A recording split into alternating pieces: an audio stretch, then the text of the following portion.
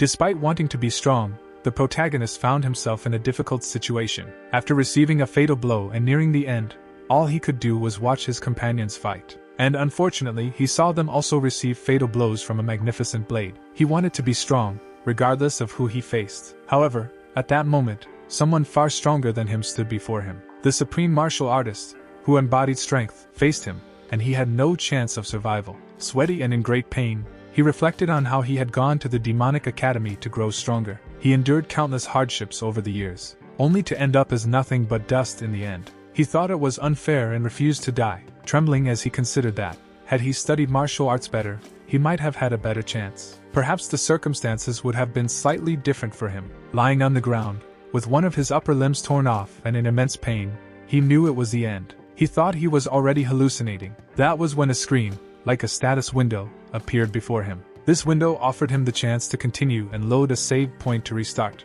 This option to load a save point, though he thought it was a delusion, appeared before him, as well as the option to restart, and this happened as he gradually lost consciousness. He contemplated, closing his eyes, unwilling to die, for life seemed to call him back. Unaware of what those words meant before him, he simply selected restart. And what they offered him, due to the incident, was to return to the time before meeting the Lord. At that moment, he had no idea. It felt as though he was lying in a deep sea. Unable even to sink, he looked around, and everything was damp. He only knew that his name was Coy. It was to learn the demonic arts, known to increase life expectancy, that he had joined the demonic academy. Yet, even so, he had learned no significant demonic art over the years. Then, as he was dying, he realized his life had been nothing but an empty void, and so he closed his eyes. When he woke up with a throbbing headache, he opened only one eye to see where he was. The environment seemed familiar. That was when the dismay of realizing he was in the old training ground struck him. He seemed alone and confused, not knowing what had happened, but flashes of the events surfaced in his mind. The memory of the sect elder approaching him was terrifying. He was certain he had died. Still feeling somewhat dizzy, he moved along the walls for support, thinking it might all be a dream. However, the dream was terrible and made him relive the praying mantis, the Lord of the Supreme Court. Weakened, sweaty, and dazed, he couldn't comprehend how everything had led to that tragic event. Even in that state, he still had to deal with other people approaching. A man asked why the squad leader was still in that place. The protagonist, still reeling from the effects of having just returned to life, simply looked at Juk Myung. He merely smirked while his partner trembled with the urge to strike the person before him. So strong was this urge that he came close to the squad leader, standing face to face with him. The direct unit of the Supreme Court, a member of the Black Moon Squad, was Chik-san. Seol, looking at the man's face, seemed to anticipate his next move but didn't react. He received a punch to the chest, as a lesson to be quicker.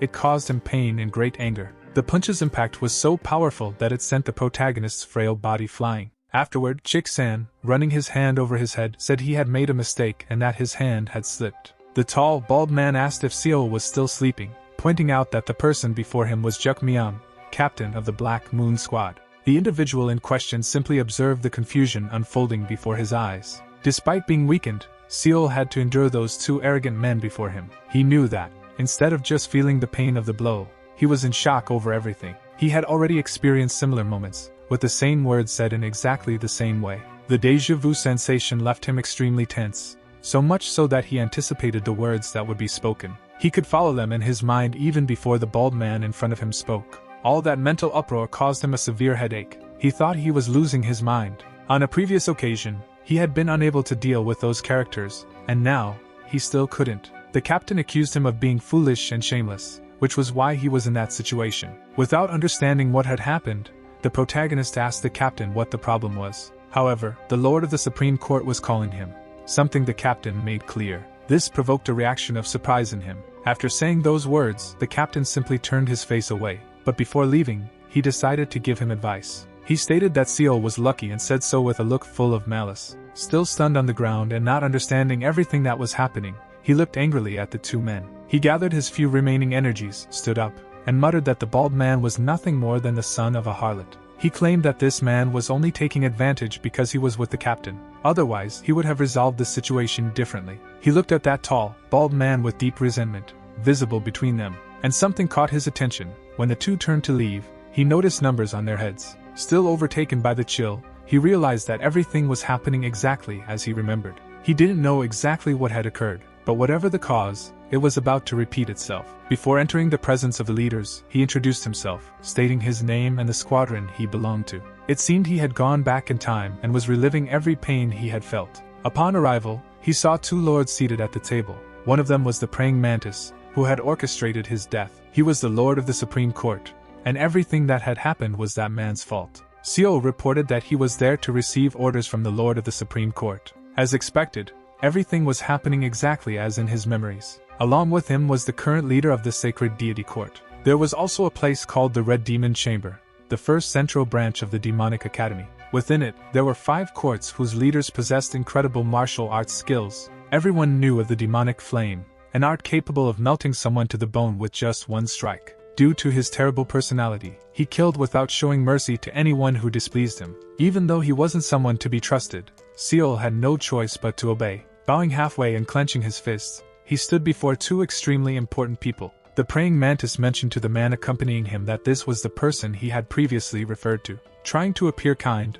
the guest commented that the young man seemed as powerful as he had heard. When he looked at the protagonist, he noticed that his reverence seemed unwilling. The young man, already lying on the ground, bowed and apologized for his insolence, offering greetings to the supreme leader of the court. The master of the Supreme Court asked the leader of the Sacred Deity Court not to exaggerate so much. Not knowing how to act in the presence of the deity, he remembered the events of the past days. Exactly 4 days earlier, he had reflected on how the praying mantis had ordered him to present himself that way. Now, repeating the order, he realized that it enhanced his authoritarian appearance and forced people to submit. The elder, while sipping his drink, looked with disdain at the young man on the ground and, setting that aside, asked what he thought of becoming an attendant at the Chionael office. He knew that man was revealing his true personality. As expected, he was arrogant and cruel to the extreme and mentioned that he had heard of Seol's interest in demonic arts. He had personally been cautious, but the protagonist knew it was a trap. The office was a place that stored thousands of confidential books, but on the other hand, he considered assigning him another mission more suitable to his profile. Seol, upon hearing the leader's words, remembered everything that happened when he fell into that trap in the past. He knew that his next words would be about sending him to the sex outpost on the mountain, taking only a small knife. He thought it might be an opportunity granted by the heavens, but he decided to stall to avoid the mission. He didn't want to die again, and that's when he expressed his intention to say something. A status window showed that he could follow any order, choose another option, or cut off his right arm. No matter how much he looked at that window, he didn't understand what it was about, nor could he move. He noticed that everything around him was in slow motion, as if time had stopped. He realized that it wasn't a dream. He had already died and gone back in time. Something had changed, and although it seemed like constant calculations, he didn't understand because he didn't grasp the concept. He then understood that time was forcing him to make a quick decision. He had only 2 options: accept the order or cut off his right arm. However, he couldn't simply cut off his own arm, as he would die upon receiving the praying mantis's order. He chose another order,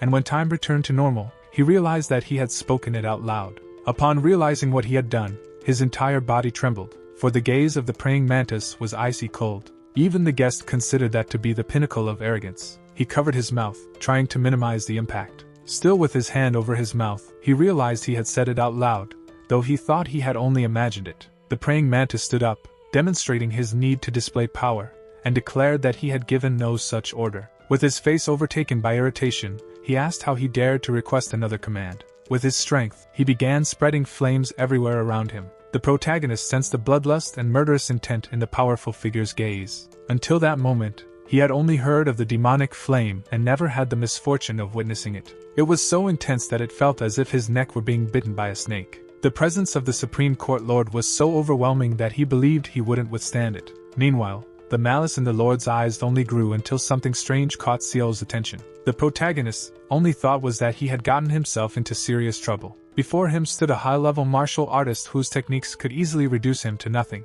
Once again, he faced his end, fearing that the outcome was inevitable, even though he desperately wished to avoid it. Fortunately, the praying mantis had a flicker of mercy and ordered the attack to be cancelled. Even so, when he looked at himself, he felt fear and distress upon noticing a dagger pressed against his neck, held by the subordinate. It all happened so suddenly that he didn't know where she had come from. If the praying mantis had delayed half a second longer, that subordinate would have lost his head without even noticing or reacting. The thought crossed his mind that he would only have realized his death after already receiving it at the hands of the master's vassal. She was none other than Hyuk-bai, whose name symbolized the mystery of darkness. The Supreme Court Master declared that he would give him a chance to speak about his duty, and he made it clear that his survival would depend solely on the will of the Supreme Court Master himself. Feeling fear coursing through his body, the protagonist decided to bow and properly lower himself. He pleaded with his lord not to misunderstand his request for additional orders. Those words piqued the praying mantis's curiosity, who wanted to know what he would say next. The leader of the flying assassins mentioned that there were rumors of the Manhua League gathering at the borders.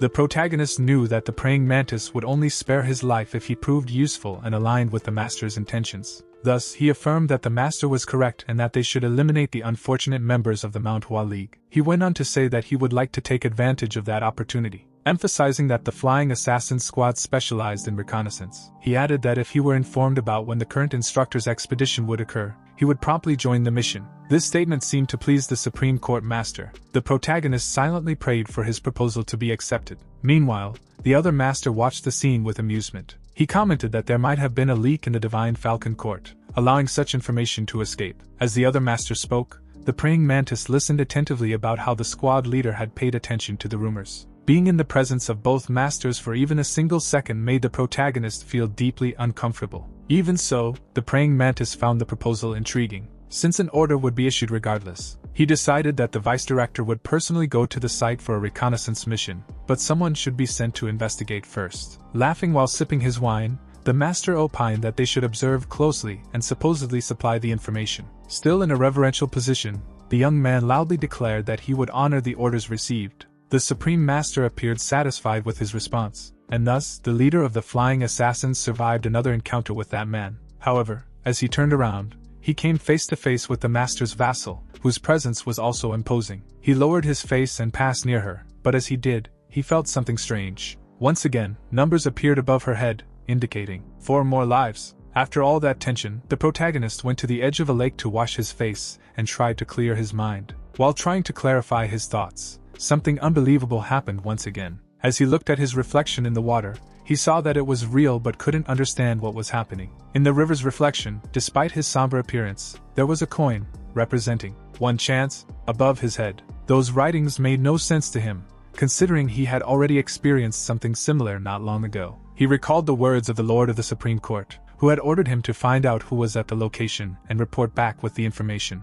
COY remembered how he had been brutally killed in his previous life, without any chance to escape. He thought that maybe he should just abandon everything and flee to Jonwon. However, he knew that wouldn't be easy either, as he had learned the demonic arts. Looking at his hands, he noticed the draining and heavy energy emanating from him, impossible to easily conceal. He knew that even the most inexperienced soldiers would sense that heavy energy, if only faintly, and inevitably they would pursue him like hounds until they killed him, leaving him with no options. Regardless of his choice, fleeing or staying, the outcome would be the same: he would die by the blade. While lost in dark thoughts, he spotted someone ahead, an unpleasant figure. It was a tall, bald man who quickly mentioned that he knew about the important order COY had received, and also the scandals. He added that he was just standing there talking to himself, and it would be a shame if he had said something louder and Seol had overheard. The protagonist kept observing the tall, bald man, noticing something peculiar. On the top of his head were the words, 1 more life, which seemed to carry some significance. With nothing to lose, he began walking toward the man,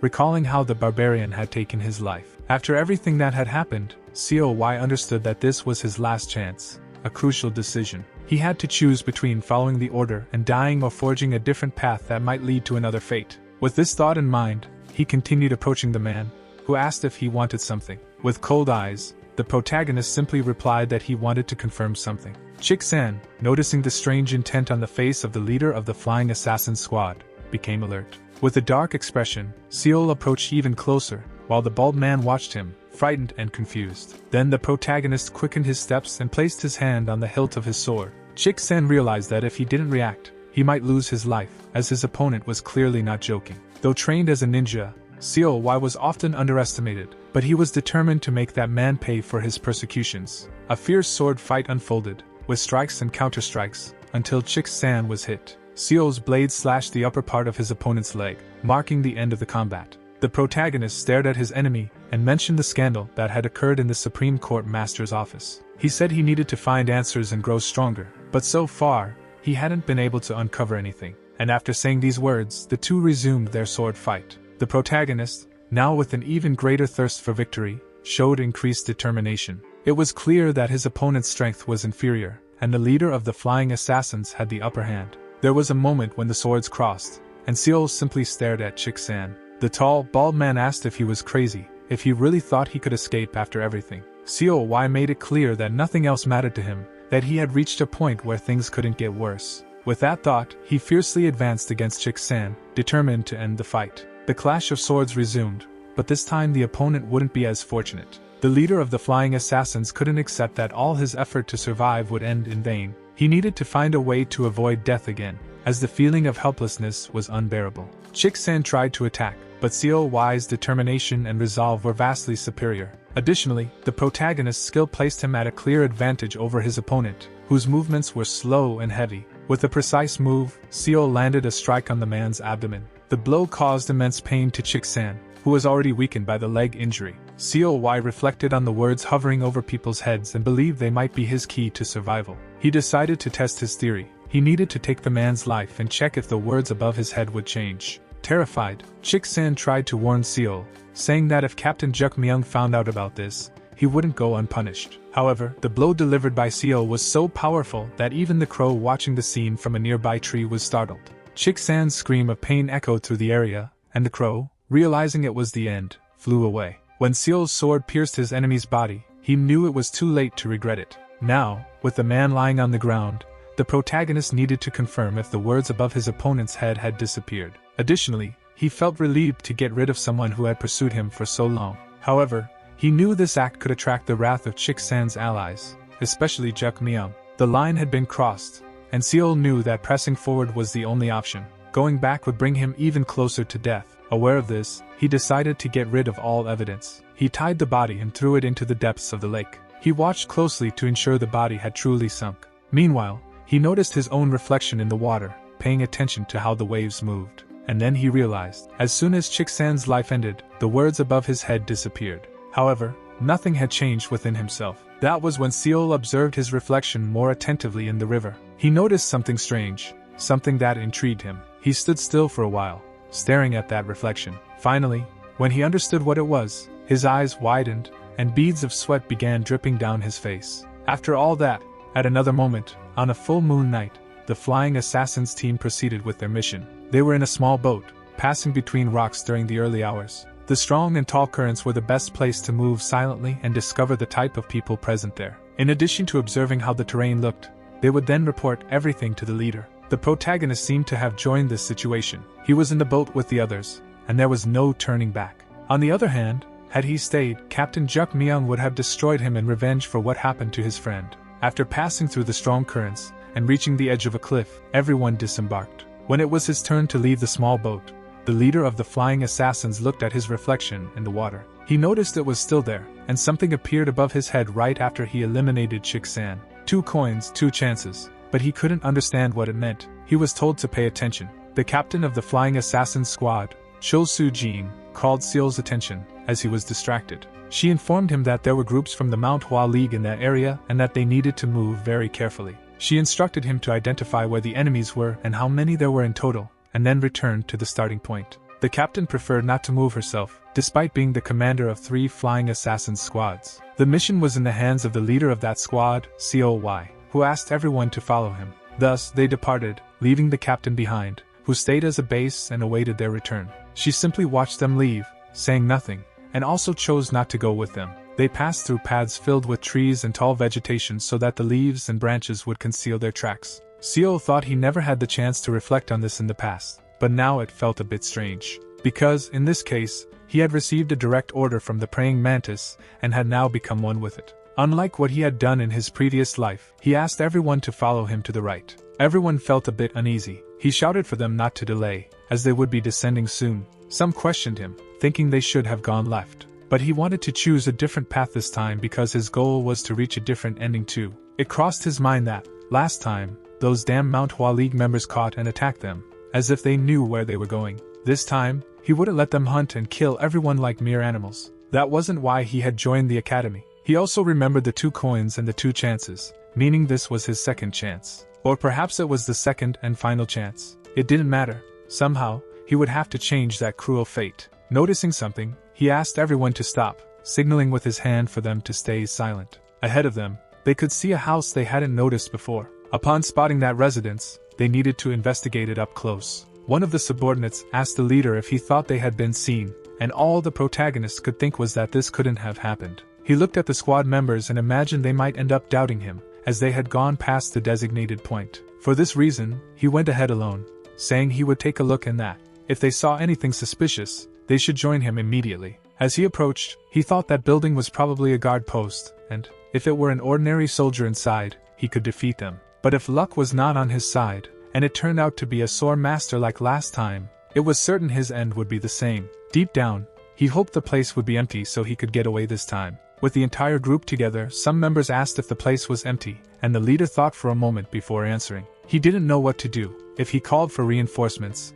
returning to the academy after eliminating Chick-san would be complicated. His hesitation made his companions find his behavior strange. A group member commented to the leader that they needed to resolve the situation quickly. At any moment, they could return and catch them, but the leader said nothing. He simply didn't know how to respond to the squad member. All he could do was look at the panel. A panel appeared before him, stating that an enemy had appeared and presenting him with several options. Looking at the message and the words in front of him, he couldn't understand why the enemy had appeared there, especially since he had even changed routes. And the message wasn't clear about when the enemy would appear, and the choices were vague, with limited time to decide. As soon as the message appeared, everything around him froze, preventing him from seeing or hearing any enemy. Time was running out, and he would need to make a decision quickly if the enemy was indeed approaching. If the enemy were strong enough that he couldn't sense their presence, he believed he would die anyway. He chose to talk and resolve everything without fighting, and as the scene transitioned, everything around him began to move again. Then he said,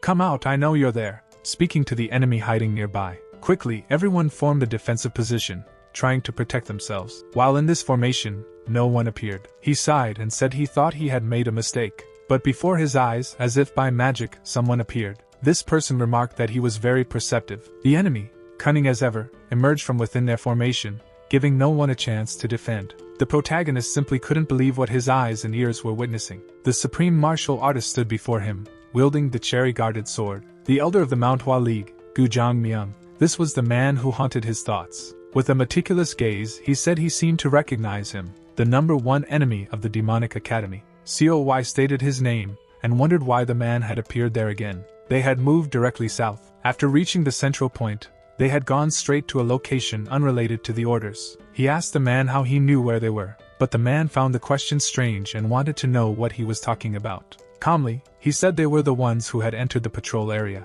Hearing those words, Seol had a realization. It made perfect sense that the group had been found even after changing direction. That location was the man's patrol area, and he said he wouldn't delay any longer. He didn't know why they were there, but he wouldn't give them time to escape either, as they were the bastards of the demonic academy. Seeing the man wielding his sword and speaking those words, Seol knew this would be his end once again. He saw his group begin to fight, a battle whose outcome he already knew. Nothing was different in this life either. They would all die sooner or later. The result was always the same, but he still clung to the hope of a significant life. He hoped for something better, not wanting to die again, and shouted for everyone to retreat. After hearing their leader's orders, the flying assassins realized fighting was futile. One by one, they scattered as the monstrous man remained standing in the same spot. Each team member gave their best effort to run as fast as they could, but the man simply mocked them. He knew they were all far too slow and tracked each one down, granting them death. Even the protagonist had no chance, once again being pierced by the enemy's sword.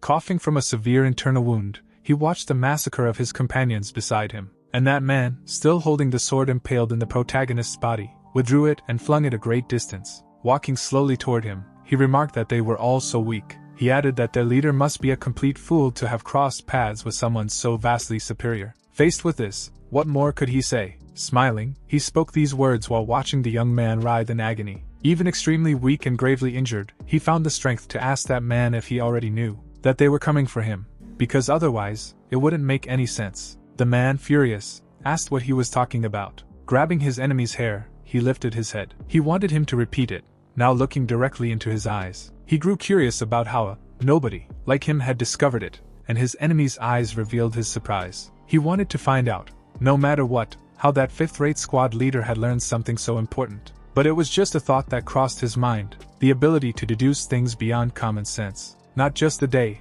but even the time had come. No one could have boarded them unless they knew something about them. Feeling somewhat calmer, the man said that since he already knew a little, he would share the rest and asked him to think carefully. Gu Zhangmyung, an elder of Manhua, revealed that one side would benefit and become more efficient, while the other managed to get rid of some obstacles in their path. It was a good deal for both sides. However, the man said that, now looking at that, nobody, he felt curious to see a demonic cultivator. Protesting against his superiors, he gripped the flying assassin's leader's hair more firmly, who responded. He asked angrily what that meant, and the man could only cry red tears. His opponent even laughed at him, saying that a user of the notorious demonic energy was crying. But the man with long white hair, whose sword was dirty after piercing through his enemy's body, expressed his gratitude, because this way, he could improve his own skills a little more. Raising his sword high, he told him to prepare himself. The leader of the flying assassin squad was about to taste death once again. Seol, deep inside, begged fate to find a better way for him to die because what was happening to him felt so unfair.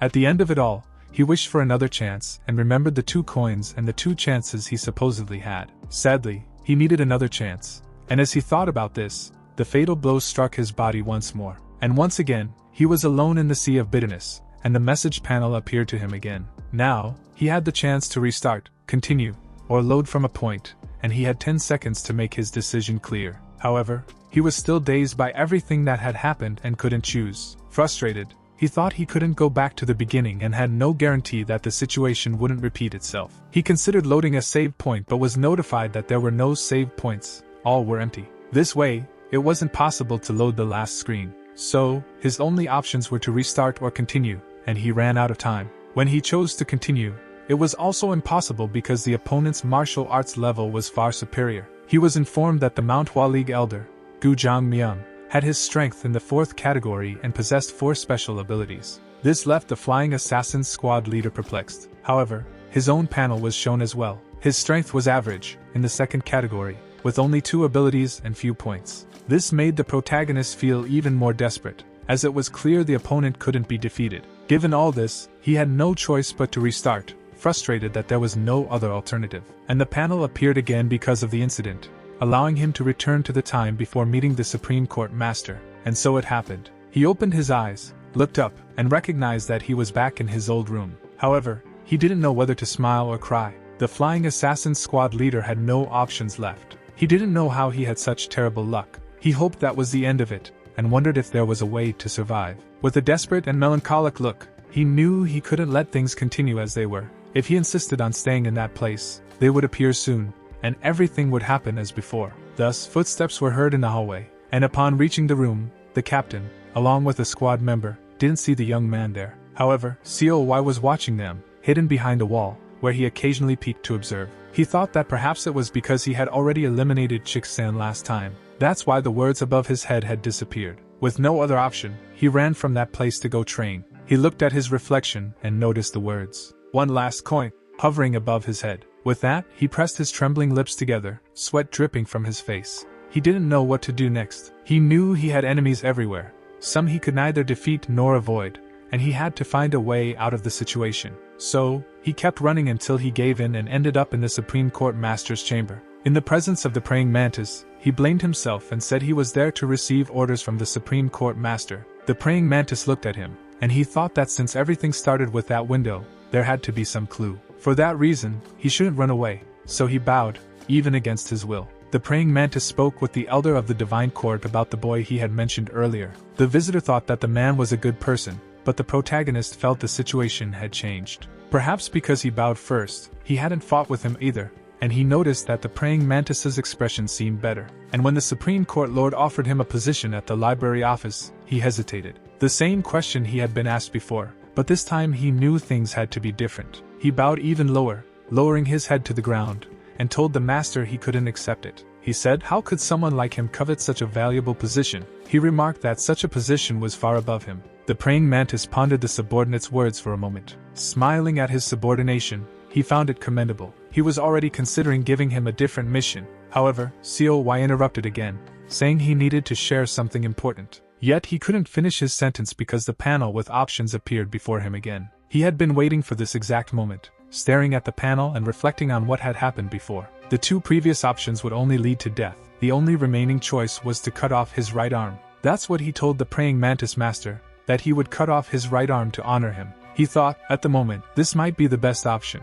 If it didn't work, then everything would be over. The Supreme Court Lord asked why he had made such a sudden decision. He didn't answer but thought that if he could avoid such a cruel fate, he'd prefer to remove the arm with his own hands. The protagonist replied that, since the Lord had cared for him while he dared to learn martial arts, he had even harbored thoughts of wanting to learn higher-level martial arts, and now it was troubling him. The praying mantis stared at him, wondering what he would say next. The protagonist, bowing again, said that even if he were eliminated multiple times, it still wouldn't be enough. Since his sins were severe, he felt the need to prove his loyalty to the Supreme Court Master. He had to cut off his own arm. The visiting master found the man more interesting than he could have imagined. The praying mantis tapped his fingers on the table and threw a dagger to the young man. He said that if he wanted to cut off his arm, he should do it immediately. With the dagger before him, COY had only one option. He had to do it once and for all, and that was the only way to continue existing and figure out what to do next. Without much thought, he began cutting his own arm, and as his clothes and part of the floor turned red, he seemed to feel the pain.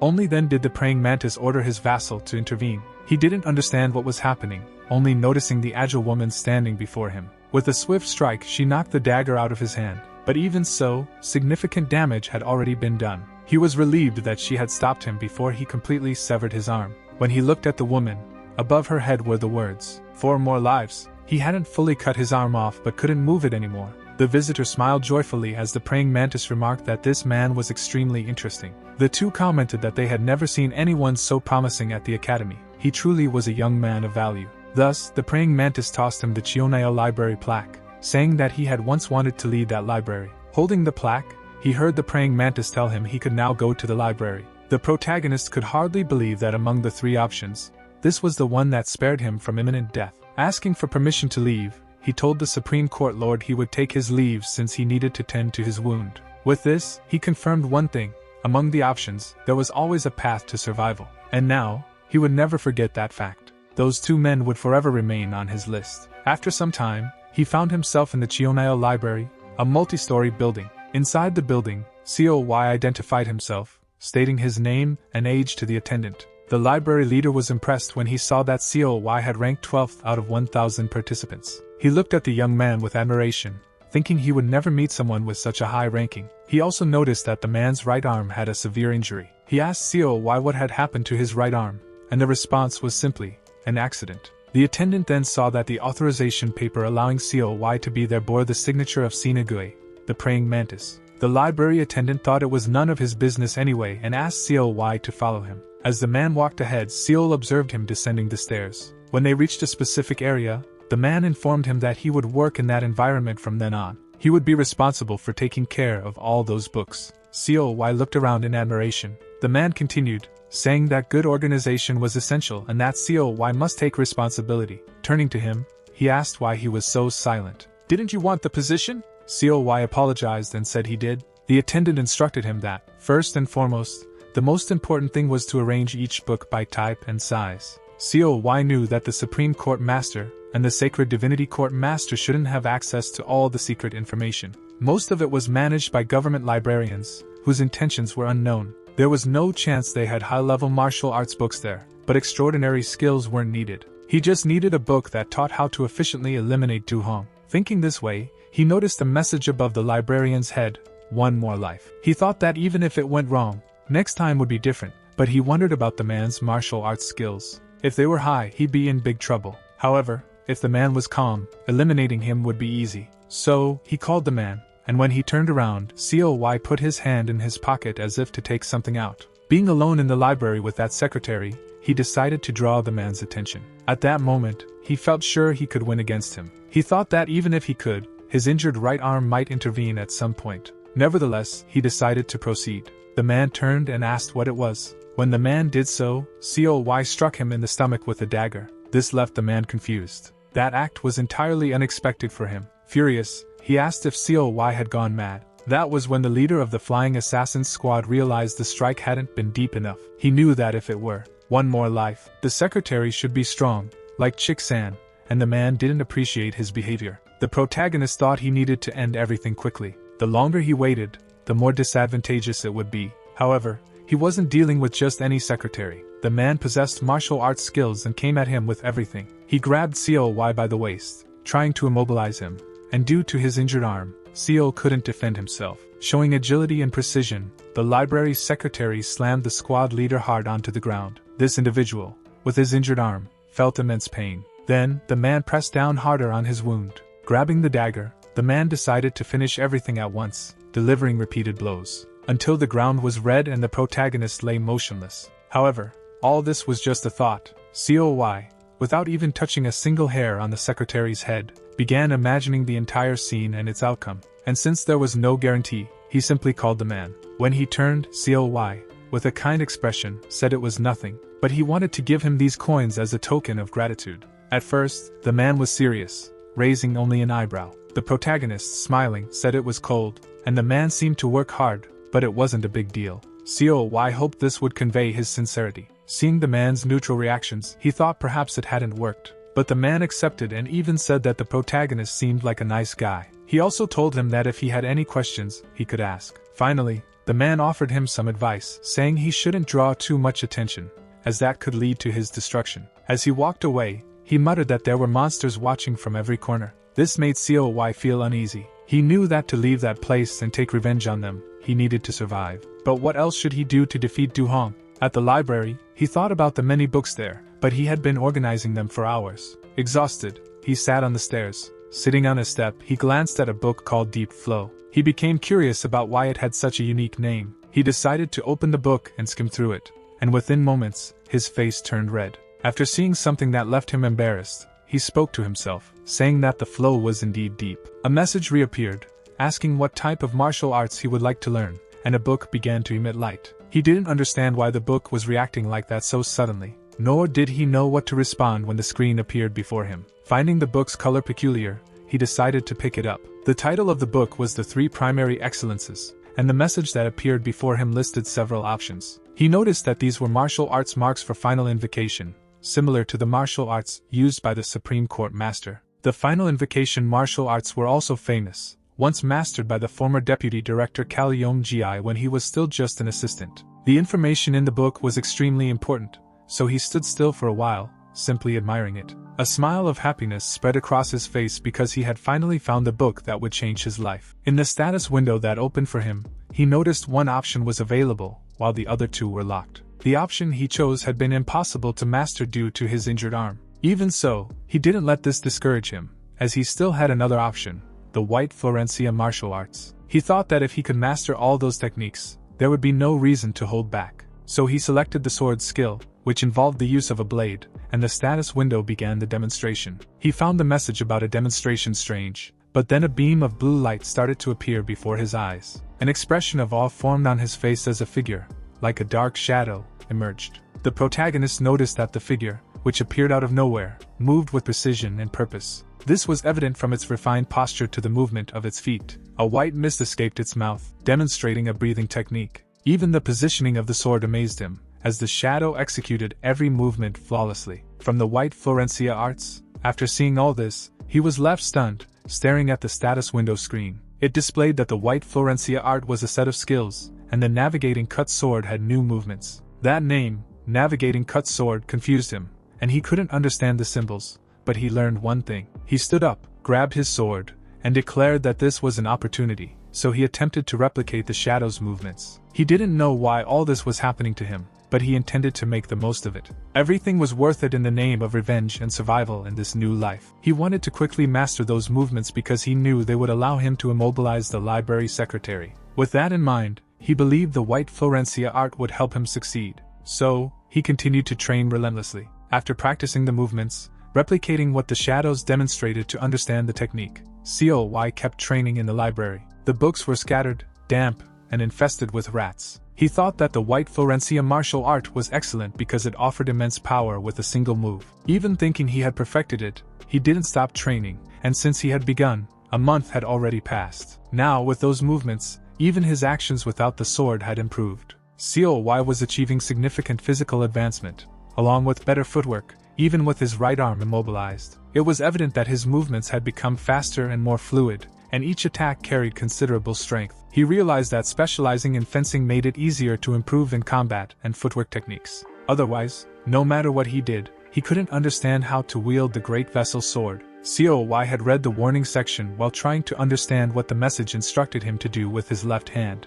He was satisfied but thought it would be far more exciting if he could also wield the great vessel sword. However, due to the bizarre event that had happened to him, he managed to do something he had never had the chance to do before. With the library secretary in mind, he believed that now, with his slightly enhanced skills, he could handle him. He was laughing to himself but soon fell silent, realizing he needed to clean up. However, in the middle of tidying up, he discovered it was incredibly tedious and seemed endless. He thought he would read one of the books he had found. That was when someone accidentally entered and found it odd to see the protagonist in that library. Turning around, COY looked at the man, who asked if there was something wrong with his face. That was when he remembered what the library secretary had told him, to be cautious and avoid standing out. Looking at the person in front of him, he realized the secretary was right. A monster had truly appeared. Above the man's head was the symbol, +10 lives, and he stood directly in front of COY. Terrified, COY said there was nothing, but the man laughed and said there was no need to be so formal. He wanted to know the young man's name,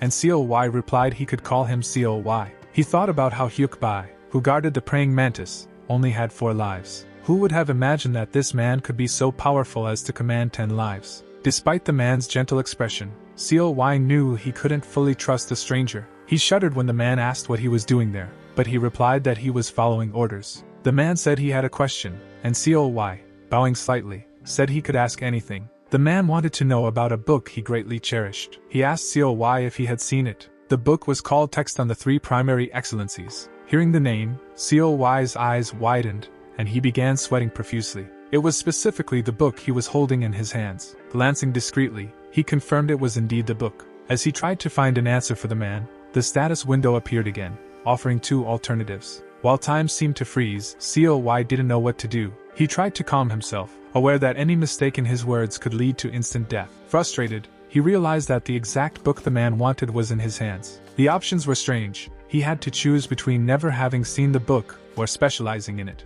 The pressure he felt was so intense he couldn't choose either option. He even thought he might go insane. The most difficult part was that time was limited and running out. He had to make a choice, as there was no other alternative. Resigned to his situation, he chose the lesser evil, to say he had never seen the book. The man didn't seem to believe him. Still, this was the only solution COY could find. After that, the man pretended to keep searching for the book. The protagonist then offered to help look for the missing book, but the man replied he couldn't remember where he had left it. COY started to feel more at ease, thinking the man had believed him. He even managed to take a deep breath. However, to his surprise, the man suddenly said he remembered where he had left the book. Startled, COY asked where the man believed the book was. The man turned, with a serious expression and a threatening voice, and said the book was in the hands of that librarian. Hearing those words, COY's body trembled again. He sweated, his eyes widened, and he felt that everything was lost. After delivering those words and deeply frightening the protagonist, the mysterious man walked toward him. COY's thoughts were chaotic, wondering only what he had done wrong. His eyes widened more and more, yet he didn't reply to the man, who simply stared at him. He knew there was no chance of escaping that monster. He didn't know if he should keep playing innocent. Cornered and unsure of what to say, he tried to speak, but nothing came out as it should. Then he realized the mysterious man in front of him was laughing, nearly doubling over from laughter. Wiping away tears from laughing so much, the man said he was only joking, that it wasn't real. COY, who had faced death before, didn't appreciate the joke at all. However, he couldn't show his dissatisfaction. The man even commented that he found it amusing when COY mentioned being new there, and so, he decided to play a prank, introducing himself as Builgi. Now, as the court's librarian, he said it was a pleasure to meet him. Smiling, Builgi said he would look for more books. COY didn't know whether that smile was genuine or not. He looked at the man, unable to understand who he truly was. Meanwhile, a few mice were having a party on the floor, playing with some crumbs. COY stayed nearby, just in case. After some time, Builgi broke the silence and asked why COY was working there. He replied that it was a recommendation from the Supreme Court Lord and confirmed that he had been the one to send him. COY found it strange how the man referred to the Supreme Court Master, calling him the old man. Smiling, Builgi remarked that the praying mantis treated the master very well, but he didn't stop there. He mentioned that it was the praying mantis who had caused the injury to COY's right arm, a cruel act for a Murim. Coy was unsettled when the man called him useless, though he knew it was true. He needed to understand how the man knew about his past, so Builgi explained that he had investigated him out of curiosity. He also commented that it was better to have an injured arm because, if it were his neck, the situation would be different. Builgi advised Coy to give up on trying to specialize in any new martial arts at the academy. Coy still didn't know the identity of the man standing before him, but he realized the man had enough confidence to even call a powerful figure like the Supreme Court Lord. The old man? Builgi asked if the young man truly didn't remember him, leaving Coy even more uncomfortable. The man continued, saying that among the younger ones, not just anyone could call the Supreme Court Lord. The old man? Coy thought the man was testing his mind but simply replied that he shouldn't make such assumptions. Builgi commented that it was normal to make assumptions from time to time. Then, he spoke about the white fluorescent art, and asked how much Coy had learned about it. The conversation was making the protagonist increasingly uncomfortable. As with every word spoken, he didn't know how to respond. He merely said he didn't know what the man was talking about. The man turned and stood close to him. Then, Coy said that with such a useless body and unable to use his right arm, he couldn't think about specializing in anything. Placing a hand on Coy's shoulder, Builgi said he understood but that he didn't need to be so serious about it. However, if it were the case that Coy was lying, he would have fooled him completely. With his hand on Coy's shoulder and speaking close to his ear, Builgi added that if the young man were lying, he'd be in serious trouble. After that, the man, whose identity remained a mystery, walked away, saying the librarian should continue the hard work he was doing. As he distanced himself, and Coy's heart began to beat normally again. After being on the verge of exploding, he watched Builgi leave. He thought the man wasn't really leaving, and then he noticed a status window appeared. The window asked him to select an option to talk to that man. It asked whether, by chance, he was the fourth disciple of the celestial demon, the earth demon. Seeing that question, Coy didn't know what to do. He had only vaguely heard of the celestial demon, his disciple, and the 30th rank of the demonic academy. The man before him was truly a martial arts monster. Realizing this, his reaction was nearly non-existent. He was so frightened that his expression failed to hide his astonishment. Looking back at the status window, he knew he couldn't select the second option. If he said he specialized in the white fluorescent martial art, the man would likely say he had been deceived. The third option seemed even worse, something he wouldn't even consider, let alone say. There was no reason to waste time. He had no other choice, and the scenario would continue as expected. Hearing what the young man said, the earth demon remarked that it wasn't bad. Coy didn't understand what he meant by that, but the man continued. He said he didn't know how Coy had found out, but in the end, it didn't change anything. He was just a man pushed into the center of a power struggle. Coy, taking in the sight before him, bowed and begged for forgiveness for his insolence. While staying silent, he thought that if the man had been hiding, the situation would have been completely different, and he wouldn't have had an escape. The earth demon, turning his back, said it didn't matter. Coy could continue what he was doing. However, when the man turned to leave, the protagonist noticed he wasn't moving, and something was wrong. It was another status window.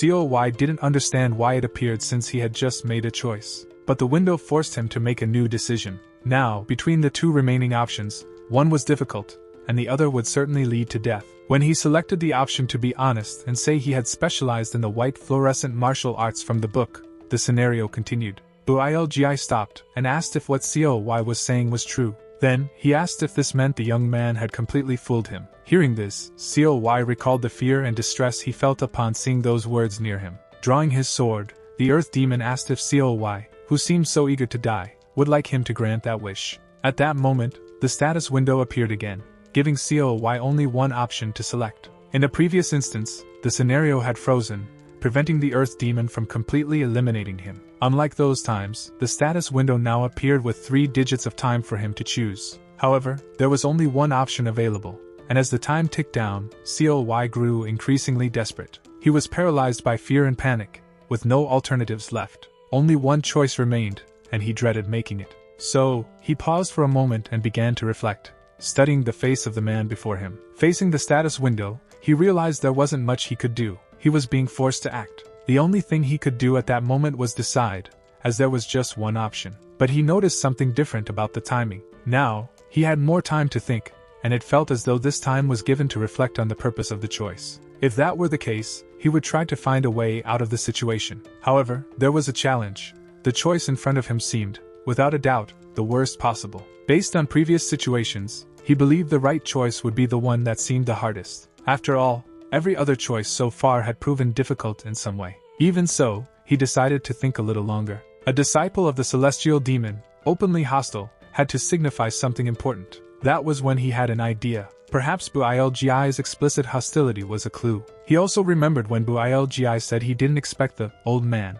to be the type to ask for favors. This made Coy think. It was frustrating that Builgi said Coy discovering that fact wouldn't change anything. His words showed complete disinterest in power. But contrary to what the choice indicated, this suggested that Builgi was in the same situation as him. He craved strength, just like Coy. The protagonist understood this. He too desired strength, and this moment could be the chance he needed. If it could ease his anguish, he would remember the elder's words. The elder had said that, by making a decision, both sides would benefit and become more efficient. He also recalled when the elder mentioned that someone within the demonic academy had interacted with a member of another faction. Coy knew that this person could only be the praying mantis, the most influential figure in that place. After thinking carefully and finding his answer, Coy made his choice, praying that his reflection had been correct. When he selected the option, the scenario continued as normal, and to his surprise, the man halted his attack. Taken aback by the protagonist's attitude, Builgi wanted to know what he had just said.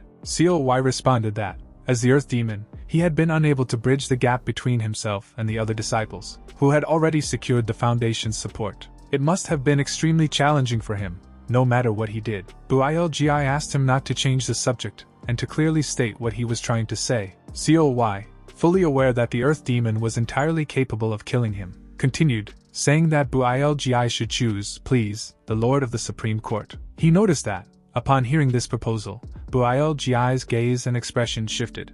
Coy continued, explaining that the Supreme Court was the center of the Red Demon's chamber, and that if the Earth Demon could take control of the Supreme Court, it would be a huge advantage. He could then occupy the Red Demon's chamber. He went on to say that this was the reason he had come to the library. Upon hearing these words, the gleam in the Earth Demon's eyes changed. He was willing to hear the rest to see if the discussion truly interested him, so he lowered his sword. Seeing the sword lowered, Coy felt more confident and continued, asserting that Builgi wasn't there just to search for texts about the three primary excellencies. He said that if he had already found the texts, he would have left by now. That was why he kept thinking. Certainly, there had to be a real reason for a disciple of the celestial demon to visit the library. More importantly, why would he want to speak with the librarian, which seemed worse than anything else? After much thought, Coy realized something. The true reason the Earth Demon came to the library was not to find a book. It was to ask about the weakness of the Supreme Court Lord. With firm lips, the Earth Demon asked how Coy had come to that conclusion.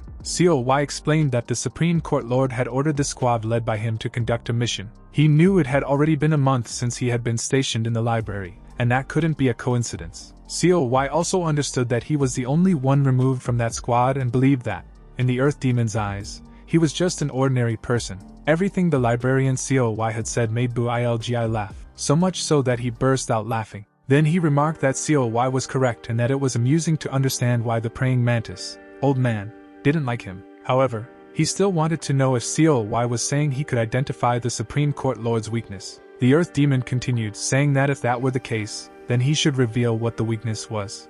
Coy remained silent for a moment. The Earth Demon believed it to be a lie, unable to think of any plausible excuse, dismissing it as a bluff. Coy explained that in fulfilling the Earth Demon's request, he should also know what he would gain in return. Builgi observed the man's face for a moment before asking what he had just said. Coy revealed that by risking his life, he was willing to deliver the leader's weakness. However, the Earth Demon made it clear that his life held no value. The protagonist replied that he already knew that, but the information had great worth. Aiming to save time and effort, he asked what the information was worth. The Earth Demon pondered the situation. Turning his head and silently observing him from head to toe, he finally stated that it was fine. If the information he provided was true, he would allow Coy to receive a reward of equal value. Coy thought for a moment, and then revealed the Supreme Court Lord's weakness. An elder of the Manhua sect, Guzhang Miang. These words startled the Earth Demon, but he demanded evidence to prove the claim's validity. Coy explained that the Supreme Court Lord wasn't the type of person to leave evidence behind. The Earth Demon concluded that it was all mere speculation. The protagonist defended his position, stating that even as speculation, it could still be important to him. He continued, explaining that many people surrounded the Supreme Court Lord, but if it were limited to just one person, he wouldn't have the power to fabricate evidence based on such speculation. The Earth Demon had many subordinates who could uncover the truth about the matter. COY believed it was possible, but seeing the joy and satisfaction on the Earth Demon's face, he realized the information had been accepted. The Earth Demon then asked for his name. COY's eyes widened, and he began to sweat. Responding to the Earth Demon, COY said his name was COY. The Earth Demon stated he would confirm something before proceeding further. There was something the librarian had to do for him, even in fear, and the protagonist asked what it was. The demon replied that the target to be eliminated was the captain. The Earth Demon then asked if he would refuse, and COY clarified it wasn't that, he just wanted to know the reason. BUILGI demanded assurance, saying COY could be siding with the Supreme Court Lord, and asked if he could eliminate the target. COY knew it wasn't about whether he was capable or not, he simply had to do as instructed. Therefore, he affirmed he would eliminate the target, and revealed it was the leader of the Flying Assassins squad. He assured he would find the enemy, and eliminate him to demonstrate his loyalty. After receiving the mission from the Earth Demon, COY left the library and headed for the academy. He was determined to fulfill the agreement, and still remembered the Earth Demon's words. The demon had told him he would be waiting on the 12th floor, at the top of the library. COY knew that as soon as he eliminated the target, Juk Myung would come to find him. Deep inside, he felt that the Earth Demon doubted his ability to eliminate that captain. He thought that, in the eyes of the Celestial Demon's disciple, everyone was the same. When another status window appeared before him, his thoughts continued. He believed he was now on a different level. That's when the status window revealed his stats. His health and stamina were at maximum, and he possessed 3 combat abilities and 1 defensive skill. On the rival status window, his health and stamina were also high, and he had 3 combat abilities. Now, COY had to figure out how to survive despite the overwhelming disadvantage. The white fluorescent demonic arts might be the key to everything. He moved forward, aware of the direction he needed to take and understanding when a person could let their guard down. He knew the moment of true relaxation wasn't when someone ate, slept, or met with others. True relaxation came when someone relieved themselves. He had reflected on this many times, knowing the captain would grow bored with others and rely on him for such moments. Now, he just needed to find a spot in that old wooden structure where people relieved themselves. After all, he knew the man took his time in the bathroom when he was emptying himself. His plan was to crawl into the latrine and attack from there. He covered his nose with a cloth, knowing how disgusting it all was, but he needed to do it just once. For that reason, he would endure it because survival was the most important thing, no matter the conditions. He would restart above all. COY noticed that when his target arrived at the bathroom, it was precisely on time. The man was meticulous about such things. His biological clock worked perfectly, making COY feel more at ease as he hid inside the pit. He thought that, fortunately, the bathroom wasn't too filthy that day, likely having been cleaned recently. From below, he could see the man above since it was an old bathroom with primitive facilities. He heard the sound of Juk Myung lowering his pants, balancing himself inside the latrine. COY thought he would only do this once. From below, COY noticed when the man squatted into position to relieve himself. As soon as COY saw the target squatting and vulnerable, he prepared to strike. However, Captain Juk Myung had already begun defecating, and some of it started falling close to him. At that moment, COY felt disgusted but knew he had to continue with the attack. Acting quickly and avoiding the falling matter, he focused on executing the perfect strike. With that, he thrust his sword upward, hitting his target. As he did so, he realized he had wielded the Great Vessel Sword. The status window indicated he had found the perfect opportunity, and his enemy's weak point. COY noticed that his body now moved on its own, allowing him to defeat the enemy. The strike was so quick, precise, and severe that the enemy only realized it when it was too late. The attack was so ferocious it cut through the entire wooden structure, and COY emerged victorious. The status window showed that the conversion strike had dealt 1,404 points of damage. That was the entirety of the enemy's vitality, leaving minimal chances for recovery. COY noticed that the energy of the sword felt stronger, and saw the enemy's health drop from 1,404 to 0. After escaping that foul and unpleasant place, he went to the edge of the lake to wash himself. Even then, he sniffed his body and felt the odor wouldn't go away. When he looked at the lake, he noticed 3 coins. It was his third chance at life. This left him slightly startled but also relieved and satisfied. The status window indicated he had improved. Now, the Great Vessel Sword was part of his status window. Even after using it, his stamina hadn't decreased when channeling the sword's energy. He thought that if he could use such immense power without restrictions, he would become even stronger. However, there was the fact that his right arm in this life would prevent him from becoming a truly powerful man. Additionally, the rumor that Juk Myung had been assassinated would spread, making the situation more dangerous for him. He thought that, in this life, it would be difficult to become someone powerful with his injured arm, and decided to plan his next steps carefully. He still wasn't sure if he should reveal everything to the Earth Demon since he didn't fully trust him yet. He couldn't fully understand the man's intentions, but there were tasks to be done, so he decided to move forward. Arriving at the Supreme Court Master's office, Coy introduced himself, saying he was the library scribe. He was greeting the Supreme Court Lord, who was saying all of that to him, bowing on the ground while waiting for a response. The praying mantis asked if he had lost his mind this time. How dare he enter his office? What was he thinking? And moreover, why was he still stinking? Coy explained that he had no other option and asked what other way there was to deal with the Black Moon Squad. This made the Supreme Court Master curious, as he wondered how Coy could possibly accomplish such a feat. The protagonist noticed that the angrier the praying mantis got, the harder it became to breathe near him. However, he had felt this before and knew it was the demonic flame. The Supreme Court Lord, now furious, grabbed Coy by the hair and asked who he had met. Showing surprise on his face, the praying mantis rolled his eyes. Noticing this reaction, he tugged harder on Coy's hair and asked if he had said anything remotely careless, warning that he would pay with his life. Coy responded that instead of asking who he had met, the more important question was why he was hiding his own secret. The man grew more curious and asked what he was talking about, thinking that Coy must have gone mad since going to the library.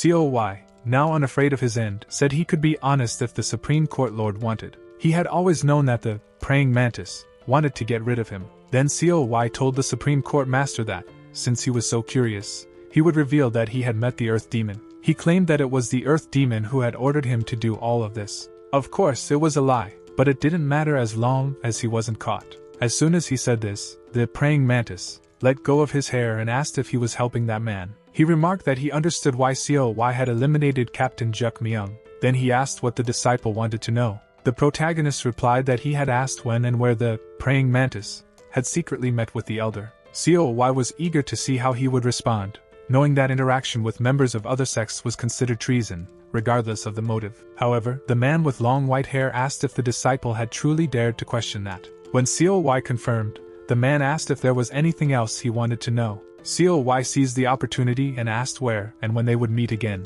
He added that the Earth Demon had been pondering this question for some time. The praying mantis fell silent for a moment, perhaps planning something. Then he said they would meet at Yellow Mountain. They agreed to meet at Yellow Mountain at the beginning of the following month. Coy felt satisfied to see that the man before him had finally taken the bait. He noticed that the status window opened again, and wondered why this would suddenly happen. Looking at it, he saw that he had acquired the secret map of the Supreme Court Lord. The status window asked if he wanted to view the details. He could accept or reject, and of course, he accepted. By doing so, he discovered that the system could do such things and that a toolbox had also been created. It contained medicinal/nutritional herbs and a secret text, which, in this case, was the map. He wondered what those things were as the praying mantis continued speaking. The Supreme Court Lord wanted to know when the disciple had taught him the demonic arts, and Coy said it had been a few days ago. As soon as he mentioned meeting the Lord, the praying mantis immediately found it suspicious. He continued, saying it hadn't been long since he had sent Coy to the library.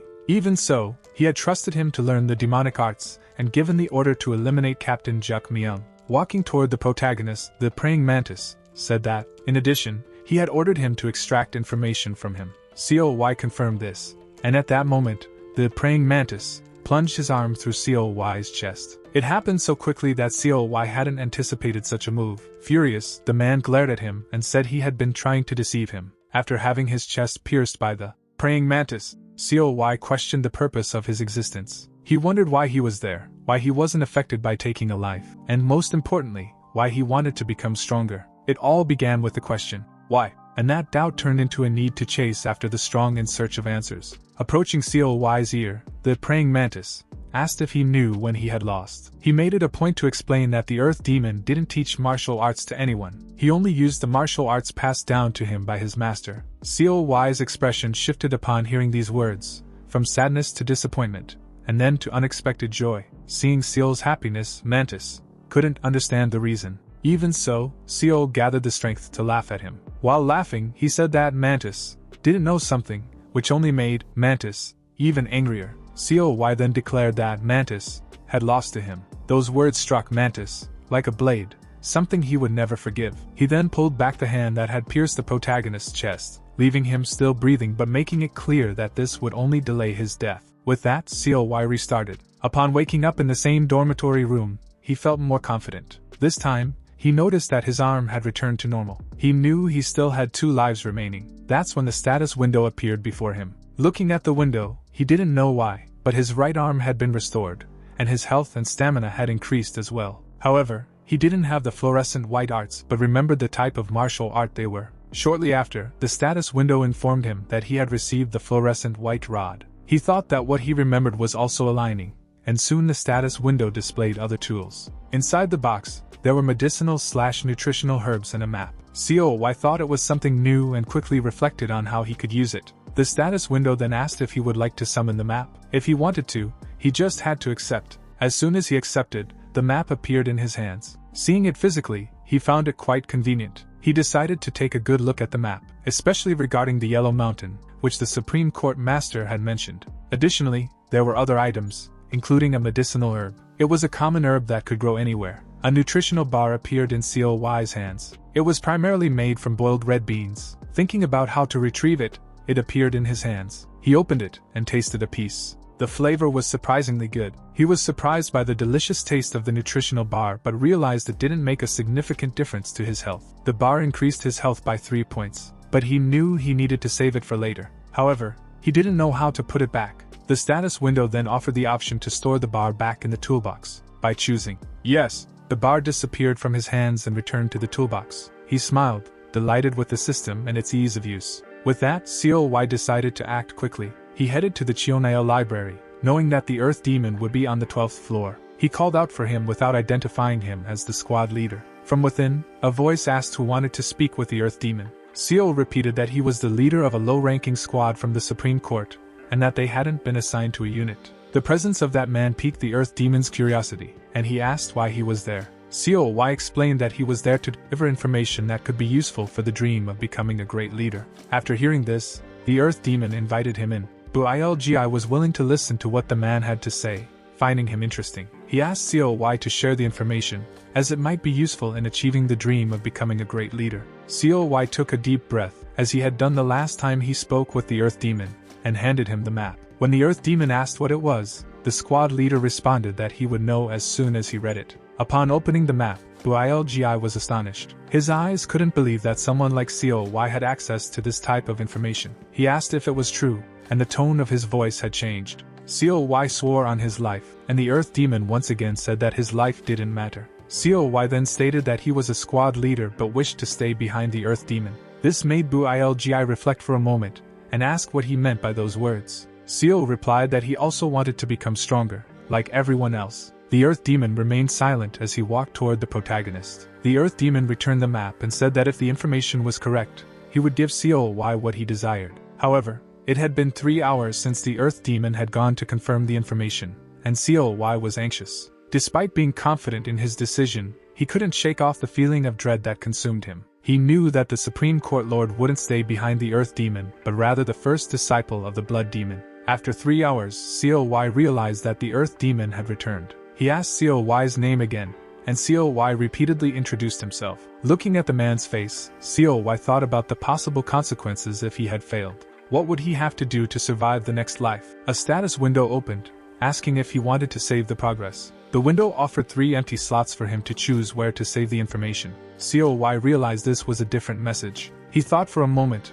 and decided to save the progress. In the 95th year of the celestial calendar, in Chapter 2, when the Earth Demon presented the 3 different lives, the message confirmed that the progress had been successfully saved. The Earth Demon then warned him that he would have to choose between 3 options. The options were clear. COY could become a warrior, an aide to the Earth Demon, or a secret swordsman. Seeing these choices, COY panicked. Each one would lead him to a completely different life. Furthermore, symbols appeared below each choice, indicating the difficulty level of each one. It seemed that COY's choice would determine the difficulty of his journey, marking a distinct path for him, where every decision would have a profound impact on his future life. Faced with the choice he had to make, COY felt his heart beating faster. He realized that his life was a constant series of choices, yet he still couldn't overcome the army or stand out as the leader, not even performing well in the academy's training. Moreover, he He was under the direct supervision of the armed forces, which would recruit 3 to 4 people out of every 100.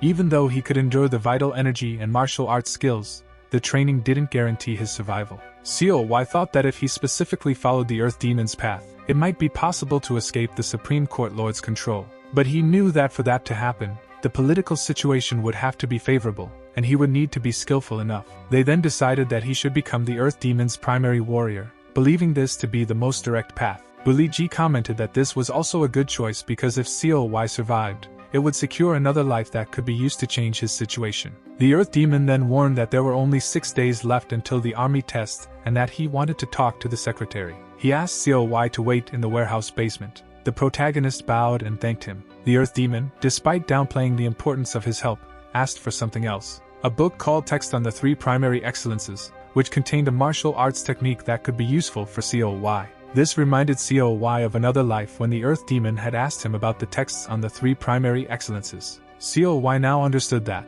at that time, the Earth Demon wasn't referring to just that, but he wanted him to gain knowledge about the text of the 3 excellencies. He finally understood what the master meant. Eventually, the Earth Demon asked COY to prepare well during the 6 remaining days before the military exam. The protagonist, excited about the opportunity to continue learning from the book about the 3 primary excellencies, hurriedly descended the stairs. There were still 2 other demonic arts he had yet to master. Upon reaching the basement of the Chioneo library, COY began searching for the manuscript, eager to gain more knowledge. When he found it, his eyes sparkled like never before, for he now held a great opportunity in his hands. The status window opened, showing the 2 arts he could soon learn. The martial art of the fiery hand, updated by the former vice director, and the martial art of final summoning, mastered in the Northern Supreme Court. COY was surprised to realize that, upon learning the martial art of the fiery hand, he hadn't been given other options, as on previous occasions. The choice was made, and he felt his journey was about to become even more challenging.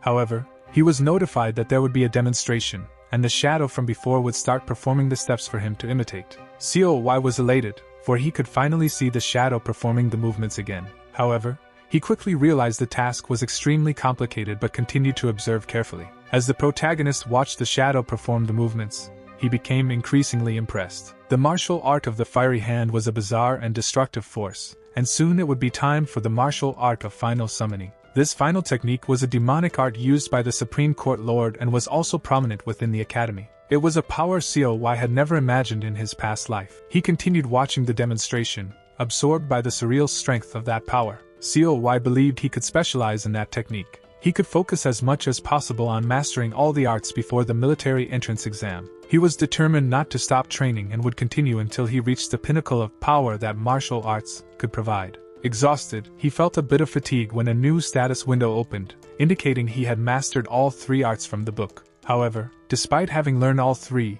he couldn't manifest the same level of power the shadow demonstrated. He believed that when his internal energy became strong enough, he would be able to use these techniques effectively. But for now, he couldn't rest. He had to keep training until the day of the military exam. Finally, the time came to head to the location for the exam. On his way, a man appeared, asking if he was COY. Before answering, the protagonist noticed that the man was tall and extremely strong. He then asked who the man was, and the man introduced himself as Jio Woon, explaining that the Earth Demon had sent him to escort COY to the army. Immediately, the man handed a pill to COY. The status window opened, informing him that he had acquired the energy-enhancing medicine, the Immortal Pill. Jio Woon explained that the pill was a powerful elixir capable of increasing COY's internal energy by an amount equivalent to 10 years of practice. The protagonist knew that in his current state, his internal energy was equivalent to about 3 years, so the pill was extremely valuable. Initially, COY hesitated, saying he couldn't accept something so precious. However, the man insisted, saying he couldn't refuse, as he would need the pill to survive in the army. Hearing Jio Woon's words, COY consumed the pill. The status window appeared again, showing proportional increases in his health and internal energy. Although his health hadn't increased much, his internal energy rose by an impressive 2,000 points. Additionally, a new passive skill was acquired, mind reading. COY was surprised and began to think that perhaps it was due to the increase in his internal energy. The skill seemed very valuable, as he could now see the status window of other people. Immediately, a status window appeared before Jio Woon, revealing that he was one of the Earth Demon's guards. COY continued to observe, noticing that Jio Woon's hostility was at 77%. A danger alert was issued, Now he knew that this man was a spy. Following Jiao Wun through the forest, COY kept the hostility alert at 77%, unsure of when the spy might attack. With each step, he became more certain that this could be an advantage against the Earth Demon. As he looked at the man, COY still thought it couldn't be true,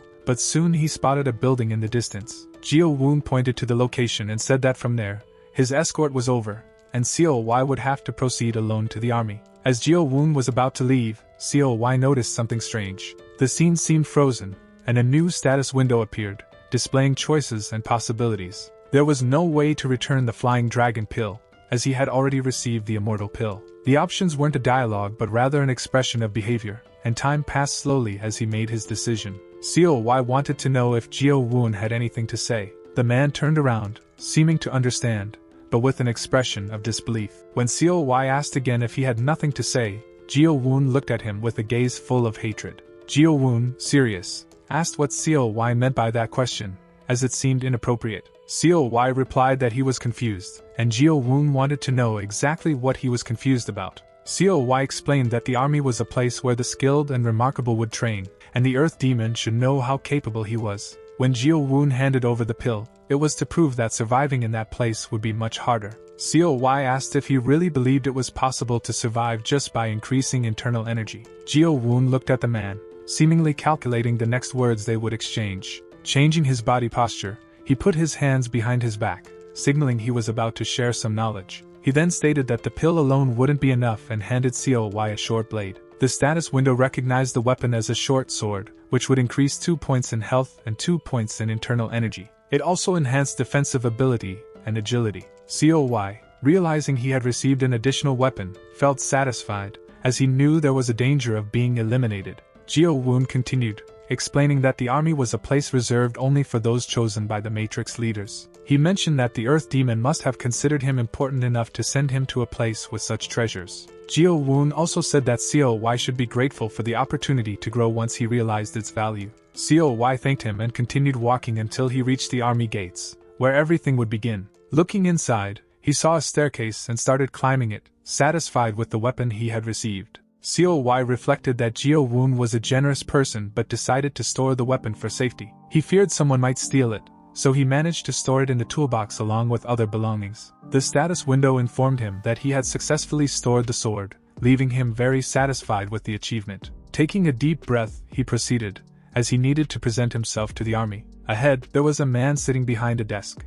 Looking at that man, he felt the weight of time. He was a serious individual and certainly must have been the instructor. He was the one who supervised all the tests within the army, holding a rank just below the Supreme Court Lord. However, those entrusted with instructing could not be underestimated within the academy. The instructor then called the protagonist's name and asked him to make a choice, showing him several pieces of bamboo. Each of the 4 pieces of bamboo had names written on them: Shin, Ian, Seo, and Pan, and the protagonist had to choose one. He paused and looked at the bamboo pieces, reflecting that the names might be related to the meaning of the words. Body, eloquence, writing, and judgment, he thought. Perhaps choosing one of those 4 would determine the test's content. He imagined that if he chose Shin, the test would relate to the body, and if he chose Ian, it would be connected to dialogue. The man, already impatient, warned that he would have to take all the tests anyway, so he should hurry. COY understood that the instructor meant there was no point in overthinking and, without hesitation, chose Shin. The instructor confirmed the choice, handed him the bamboo,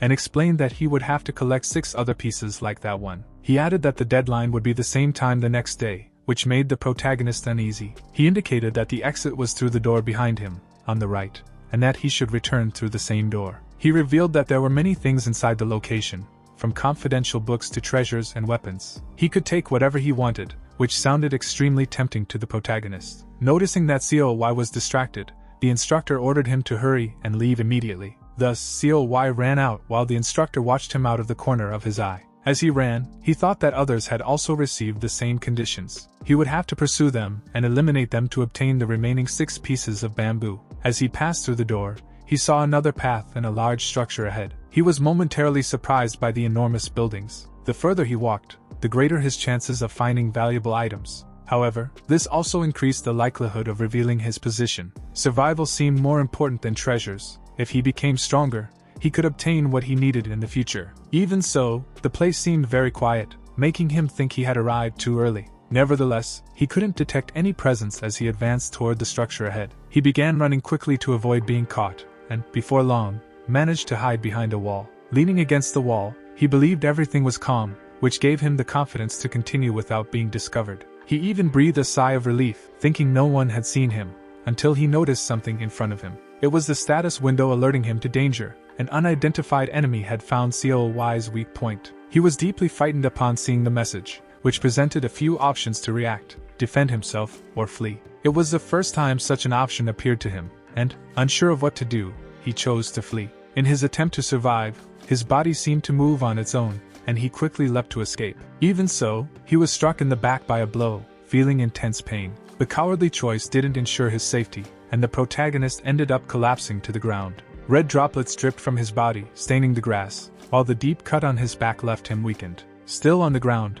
the enemy took the opportunity to move closer to Coy. The young man declared that, at that moment, Coy was his rival and that he should have been eliminated before being noticed. Checking the opponent's status window, Coy realized the man's physical condition was normal and that his health and energy were higher than his own. Observing the rival, he noticed the confidence emanating from him, while confirming his own inferiority in the status window. Coy crouched, facing the enemy, with a considerable cut on his back. As he assessed his health and energy, he realized he had been lucky to avoid fatal injuries. Standing up and facing the adversary before him, he understood that he couldn't treat the wound lightly. The enemy, impatient, wanted to end the confrontation quickly, and Coy revealed he shared the same sentiment. He knew that, at that moment, he couldn't determine the opponent's true strength. However, he had noticed one thing: the enemy's internal energy was much lower than his own, which meant there was a chance. Coy considered that this opponent was not someone to fear, but the provocations continued. Confident that he could defeat the adversary, the protagonist charged toward him. He was already using the fluorescent white martial technique, which had troubled the enemy from the start. The technique was peculiar. A white mist emanated from the user's mouth with each breath. The adversary, confused, questioned why his body was reacting that way and began trembling. Coy knew that the cold touch of the technique paralyzed the opponent's movements, and he used this to his advantage. Now, it was the enemy who was sweating and pale, forced to face the protagonist's fatal blow. Coy didn't waste the opportunity and finished the adversary with a precise strike. As the opponent fell, Coy reflected that, despite not yet mastering the technique perfectly, he was already faster and stronger than his previous self. The attributes window indicated he had depleted part of his health. Although he disliked seeing his attributes so low, it was precisely because of them that he felt the closeness of death. After searching the opponent's body, he found a bamboo piece he had been carrying and, upon doing so, received a potion. It was the golden potion, a special jar capable of healing wounds. Feeling fortunate, he used the potion's contents to treat his injuries and bandaged himself with what he had available. Then, he leaned against a piece of furniture to regain his strength. Inside a house where he had taken refuge, Coy noticed his health was gradually decreasing, something clearly indicated in the status window. He feared that, if the situation continued, he might not survive. Although he wanted to use the golden potion, he knew that, in moments like that, he needed to be cautious and strategic with its use. Coy knew he needed to grow stronger to eliminate the masters before heading to the lower realm. Opening the tools window, he noticed he had medicinal herbs available. Without hesitation, he decided to use them as quickly as possible. As soon as he applied them, he felt an almost immediate improvement in his body, and saw that his health had increased. However, something caught his attention. He seemed to hear screams coming from the next room, which put him on alert. The screams ceased after some time, and upon observing, he noticed that the person was someone he knew. It was Chiak-ho, leader of the Black Fire Squad, who had just defeated an opponent. In total, there were 7 squads under the command of the Supreme Court Lord, with the officers carrying the word Black in their names. Chiak-ho had faced and eliminated the leader of the Black Moon Squad with apparent ease. While he admired the spoils of the battle, Coy observed him from a distance, analyzing his chances. He knew that to win, he would need a precise and swift strike, exploiting an opening at the right moment. Although he didn't understand how Chiak-ho had eliminated Juk Myung so easily, he believed that, with the enemy's guard down, he might have a chance. However, his status bar had not yet appeared, indicating that it wasn't the ideal moment to act. Even though he was injured, Coy couldn't allow Chiak-ho to acquire better equipment, which would make him even more dangerous. Fortunately, the status bar finally appeared, offering him a unique opportunity to attack. Now, the status window displayed options he had never seen before, but the decision time was short. With few alternatives, he decided to act bravely and attack the enemy before he could use the new equipment. With only 3 seconds before time normalized, he had to react quickly. Without hesitation, he charged at Chiak-ho, who was distracted by the equipment. The strike was clean, swift, and precise. The enemy only had time to cough up blood before his health dropped to 0. COY felt satisfied for having defeated 2 enemies in such a short time. Upon examining Chiak-ho's body, he found 5 bamboo pieces, a celestial silver breastplate, a lunar fragrance dagger, 3 golden potions, and an antidote for iron blood poison. After storing all the items, he noticed that his toolbox had changed shape, allowing for better organization. Finally, he used the golden potion, recovering his health and feeling much better. The pain from his previous injury disappeared, leaving him even more energized. Looking again at the status window, he decided to equip the celestial silver breastplate, and almost instantly, it appeared on his body. Moreover, he noticed that the armor had a peculiar effect. It became invisible once equipped. COY believed that these tools were true mysterious blessings, appearing at the perfect time to aid him. However, his happiness was interrupted by an alert. An unidentified enemy had appeared. He realized he needed to act immediately, but amidst the euphoria, he let his guard down. Now, the protagonist faced a dilemma. He knew that confronting the enemy could be risky and reckless, but if he chose to flee, he might suffer a similar blow to the one that had previously caused a deep wound on his back. This time, he opted to defend himself, even knowing that this choice could reveal his position to the enemy. COY was still near Chiak-ho's body when he sensed the enemy approaching. The opponent was creeping up from behind, confident that he could take him by surprise. And indeed, that's what happened. Although COY was aware of an enemy nearby, he couldn't determine where they would come from. If he hadn't been equipped with the celestial silver breastplate, he would have been eliminated with a single strike. The armor blocked the initial attack,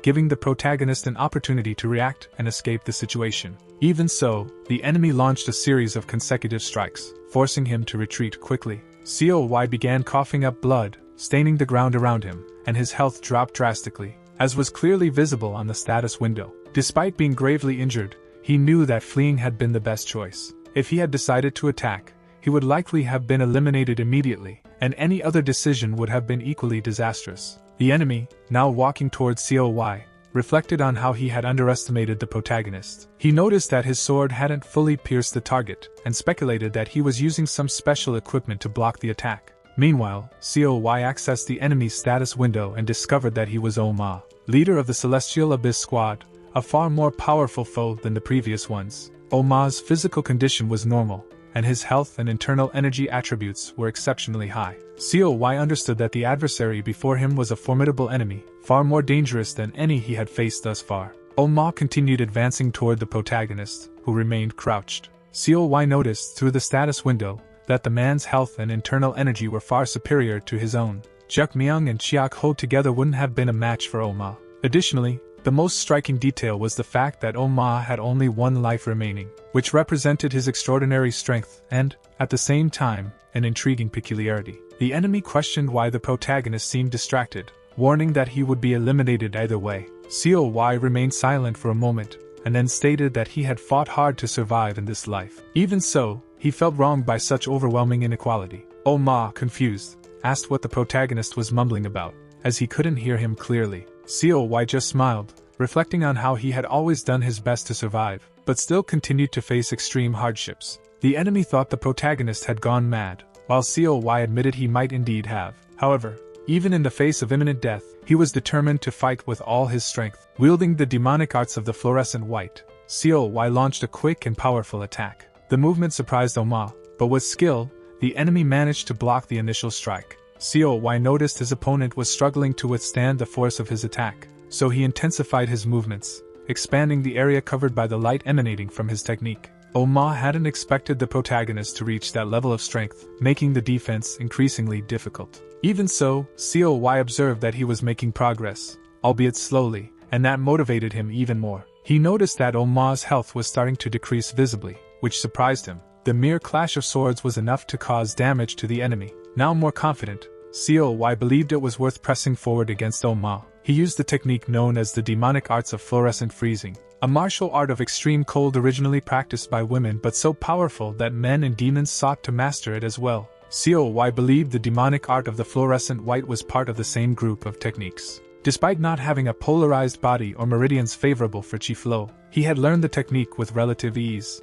As he reflected on this with a satisfied expression, his opponent showed signs of being shaken. COY was pleased with the success of his attack but knew he was also in a precarious position. Oma, determined to turn the tide, charged at the protagonist, confident he could land a hit. This time, however, COY was more alert and managed to dodge enough to survive the attack. Though perfectly matching Oma's speed was challenging, he knew he needed to do so to counterattack. Thus, the protagonist, with precision, blocked and responded to his opponent's movements at the exact moment. COY proved to be a difficult opponent for Oma, who continued persevering in the battle. The strikes from both became more intense and brutal, until Oma ordered the protagonist to stop playing around. To block a powerful enemy attack, COY was forced to retreat, as his health was also deteriorating quickly. Oma, noticing COY's weakened condition, mocked him, saying he had bought himself time with cheap tricks. Even so, the protagonist knew it wouldn't be enough to knock out his rival with just tricks. However, something surprising happened. His proficiency in the demonic arts of the fluorescent white increased significantly. COY was astonished by the progress but knew that, by itself, it wouldn't increase his health or strength. Still, he considered the advancement a great achievement, and resolved to fight to survive at any cost. He launched another counterattack, disrupting Oma's movements and landing some strategic blows. These actions made COY realize he had indeed improved, expanding his chances of victory. Aware of this, he decided to seize the opportunity to deliver a fatal blow. Determined, he charged at the enemy with all his strength and once again used the demonic art of the fluorescent white, further cornering Oma. Despite having the advantage, COY knew that a strategic retreat was also necessary. The enemy, confused, couldn't understand how the protagonist had grown stronger throughout the battle. COY's increasing strength reached a point where it caused Oma's sword to crack. At that moment, the long-awaited status window appeared, revealing the weak point of the leader of the Abyssal Celestial Squad. Now, it was time to end the fight. He only needed to decide whether to attack using martial arts or an item. COY analyzed that it wouldn't be possible to eliminate the enemy with a single strike and opted for martial arts. Among the 3 techniques available,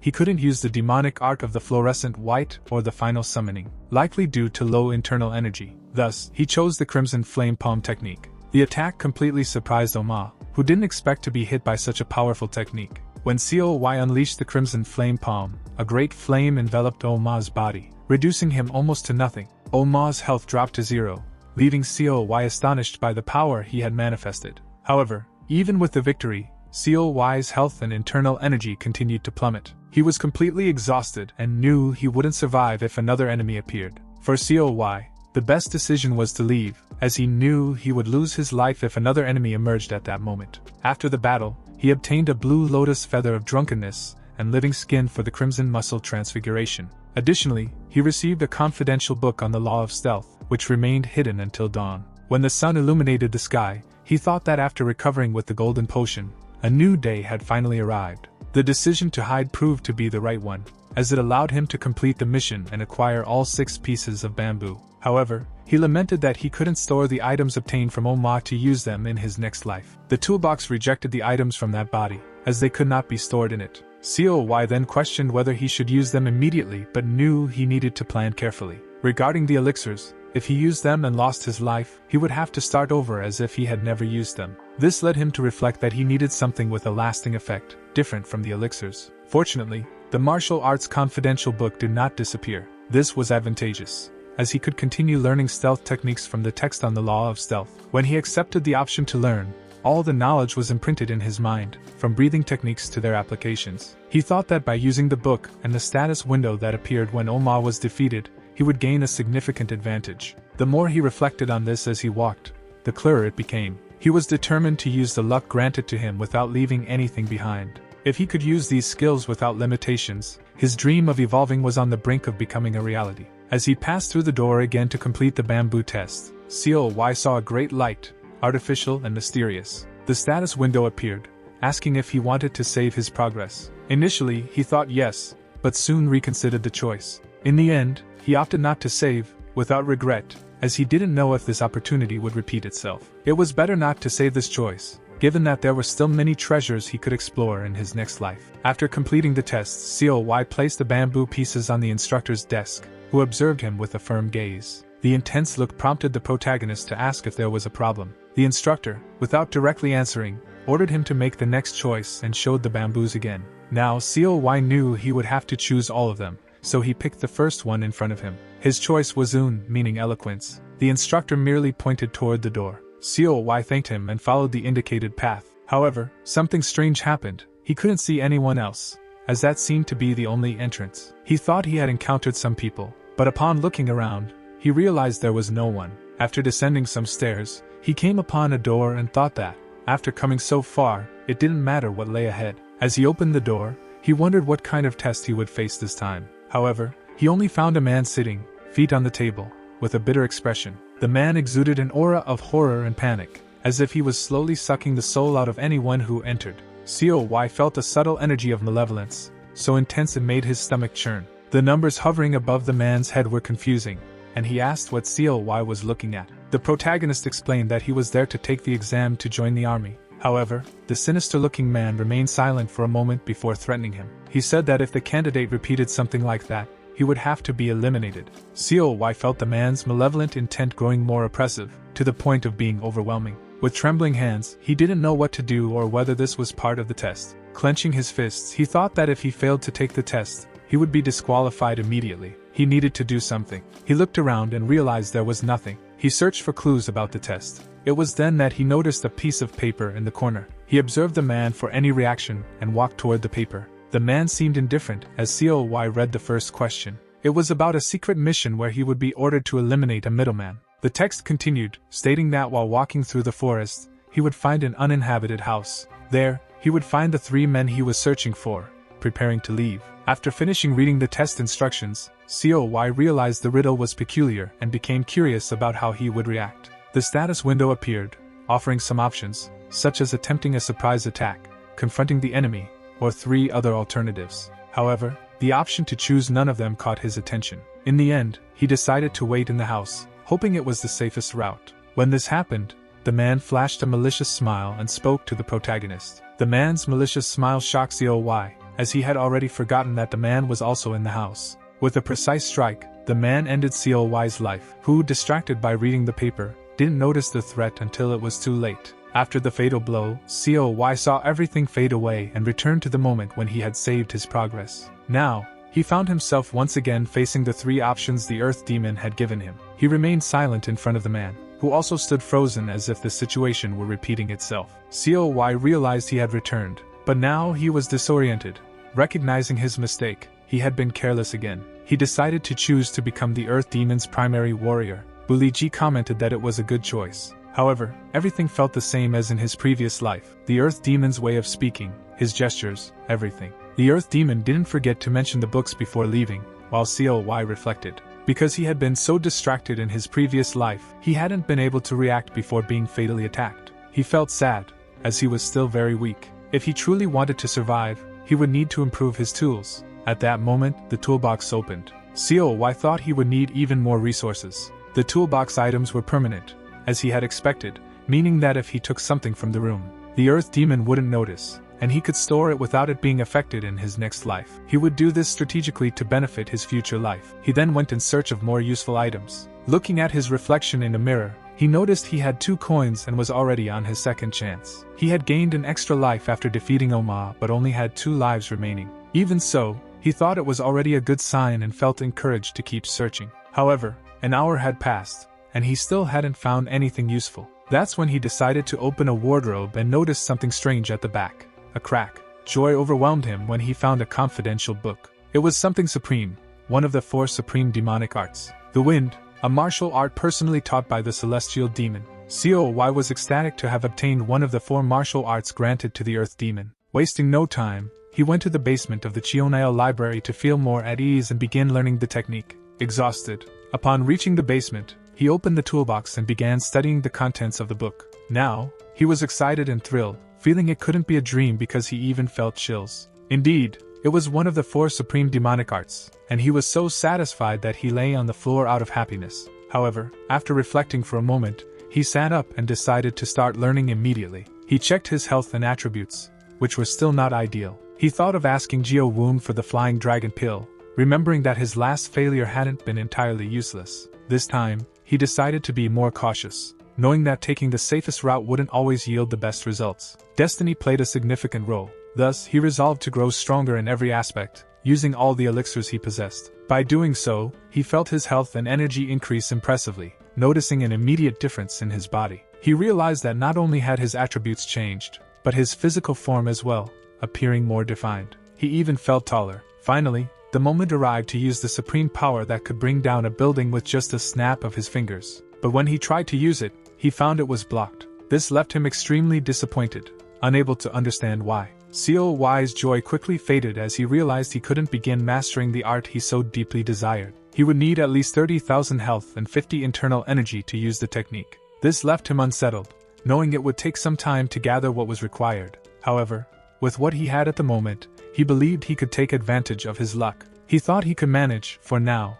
with the martial art of the fluorescent white. Additionally, he possessed the great energy of the sword, which didn't drain his internal energy, and considered it the best ability his luck had granted him. He needed to uncover all the secrets of that ability to start using the great vessel sword. The day to join the army arrived, and Jio-woon came to recruit him at the request of the Earth Demon. As before, he handed over the pearl-shaped elixir, which would increase internal energy equivalent to 10 years of training. Jio-woon acted exactly as he had in the previous life when he delivered the immortal pill. Upon using the points, Coy saw a significant increase, becoming more proficient in the demonic art of the flaming fist. He also expressed his gratitude, as this change was surprising, particularly due to the internal energy boost. When they arrived at the location, Jio-woon said his escort ended there, and that he would be leaving. Coy noticed that everything was unfolding the same way as in the past life, so he knew what he had to do. As expected, the window appeared, and he had the option to ask Jio-woon to hand over the flying dragon pill. The second option didn't appear, likely because the short sword was already in his inventory. The scene proceeded when Coy asked the man to deliver the flying dragon pill. Jio-woon stopped and asked what he had said.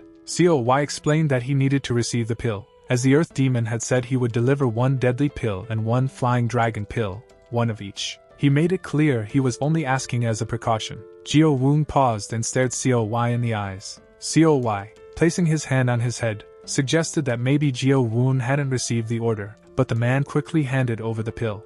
Coy thought, as expected, he was holding onto it. Taking the pill, Coy was so happy that he thanked the man for returning it, though Jio-woon didn't seem pleased about having to hand it over. Coy noticed this when he looked at him, and in a swift motion, Jio-woon struck the protagonist in the stomach, knocking him to the ground. It was so sudden that Coy didn't have time to react. Afterward, Jio-woon placed his foot on the protagonist's head. Jio-woon stomped on Coy multiple times, saying that someone like him wouldn't survive in the army anyway. However, if he did, Jio-woon himself would end his pathetic life with his own hands. After saying those words, he spat on Coy's face, who couldn't say or do anything. That spy revealed his true intent and malicious instinct, leaving the scene laughing. Left behind, Coy was still lying on the ground. He took the opportunity to place the flying dragon pill in his mouth. After swallowing the pill, he thought that if he survived, he would deal with Jio-woon with his own hands. Upon using the pill, he noticed his attributes rapidly increased, nearly doubling. While still watching the man walking away, he noticed in his status that Jio-woon was an escort of the Earth Demon and a traitorous spy. Soon, Coy found himself back at the instructor's desk to pick a bamboo for the test. Since it wasn't his first time, he quickly picked the bamboo he had chosen last time. Choosing Shin again, the instructor told him to collect 6 pieces of bamboo with that inscription. He also explained a rule: he would have only one day to do so and would need to return through the same door he exited. However, Coy was curious about one thing. He asked the instructor if he was the only one taking the test in that location because, based on the number of bamboo pieces, it seemed there were others. The instructor merely stared at him with a firm expression, saying nothing. This made Coy think he had done something wrong, as the instructor was standing right in front of him. Normally, no one would speak to him after that point, already being inside the test. The window appeared again, and he had to decide: confront, defend, or flee. He already knew that the cowardly choice to flee, as he had done last time, didn't work, as he had been slashed in the back. He thought that might have happened because he hesitated, but he knew the attack wasn't something he couldn't avoid. He decided he wouldn't defend, as the enemy's level was low, and the person he was could easily defeat them. By choosing to confront the enemy, the scenario continued. The enemy revealed themselves, and he could finally face them. Coy located where the enemy was, and the two clashed, launching their swords against each other. The opponent didn't realize he was infinitely weaker than the person he was dealing with. Now, facing the enemy, the protagonist felt excited, not because he enjoyed eliminating people, but because of the stark difference between them. He couldn't believe how thrilled he was to see their abilities clash. In this life, he had managed to defeat the opponent, regardless of the option he chose. He had already used both attacks and martial arts, but now he wanted to see what the last option could offer. The toolbox window opened, and he could choose between medicines and equipment. Soon, he noticed that the confidential book had disappeared, leaving only medicines and equipment available again. Equipment seemed like the best option.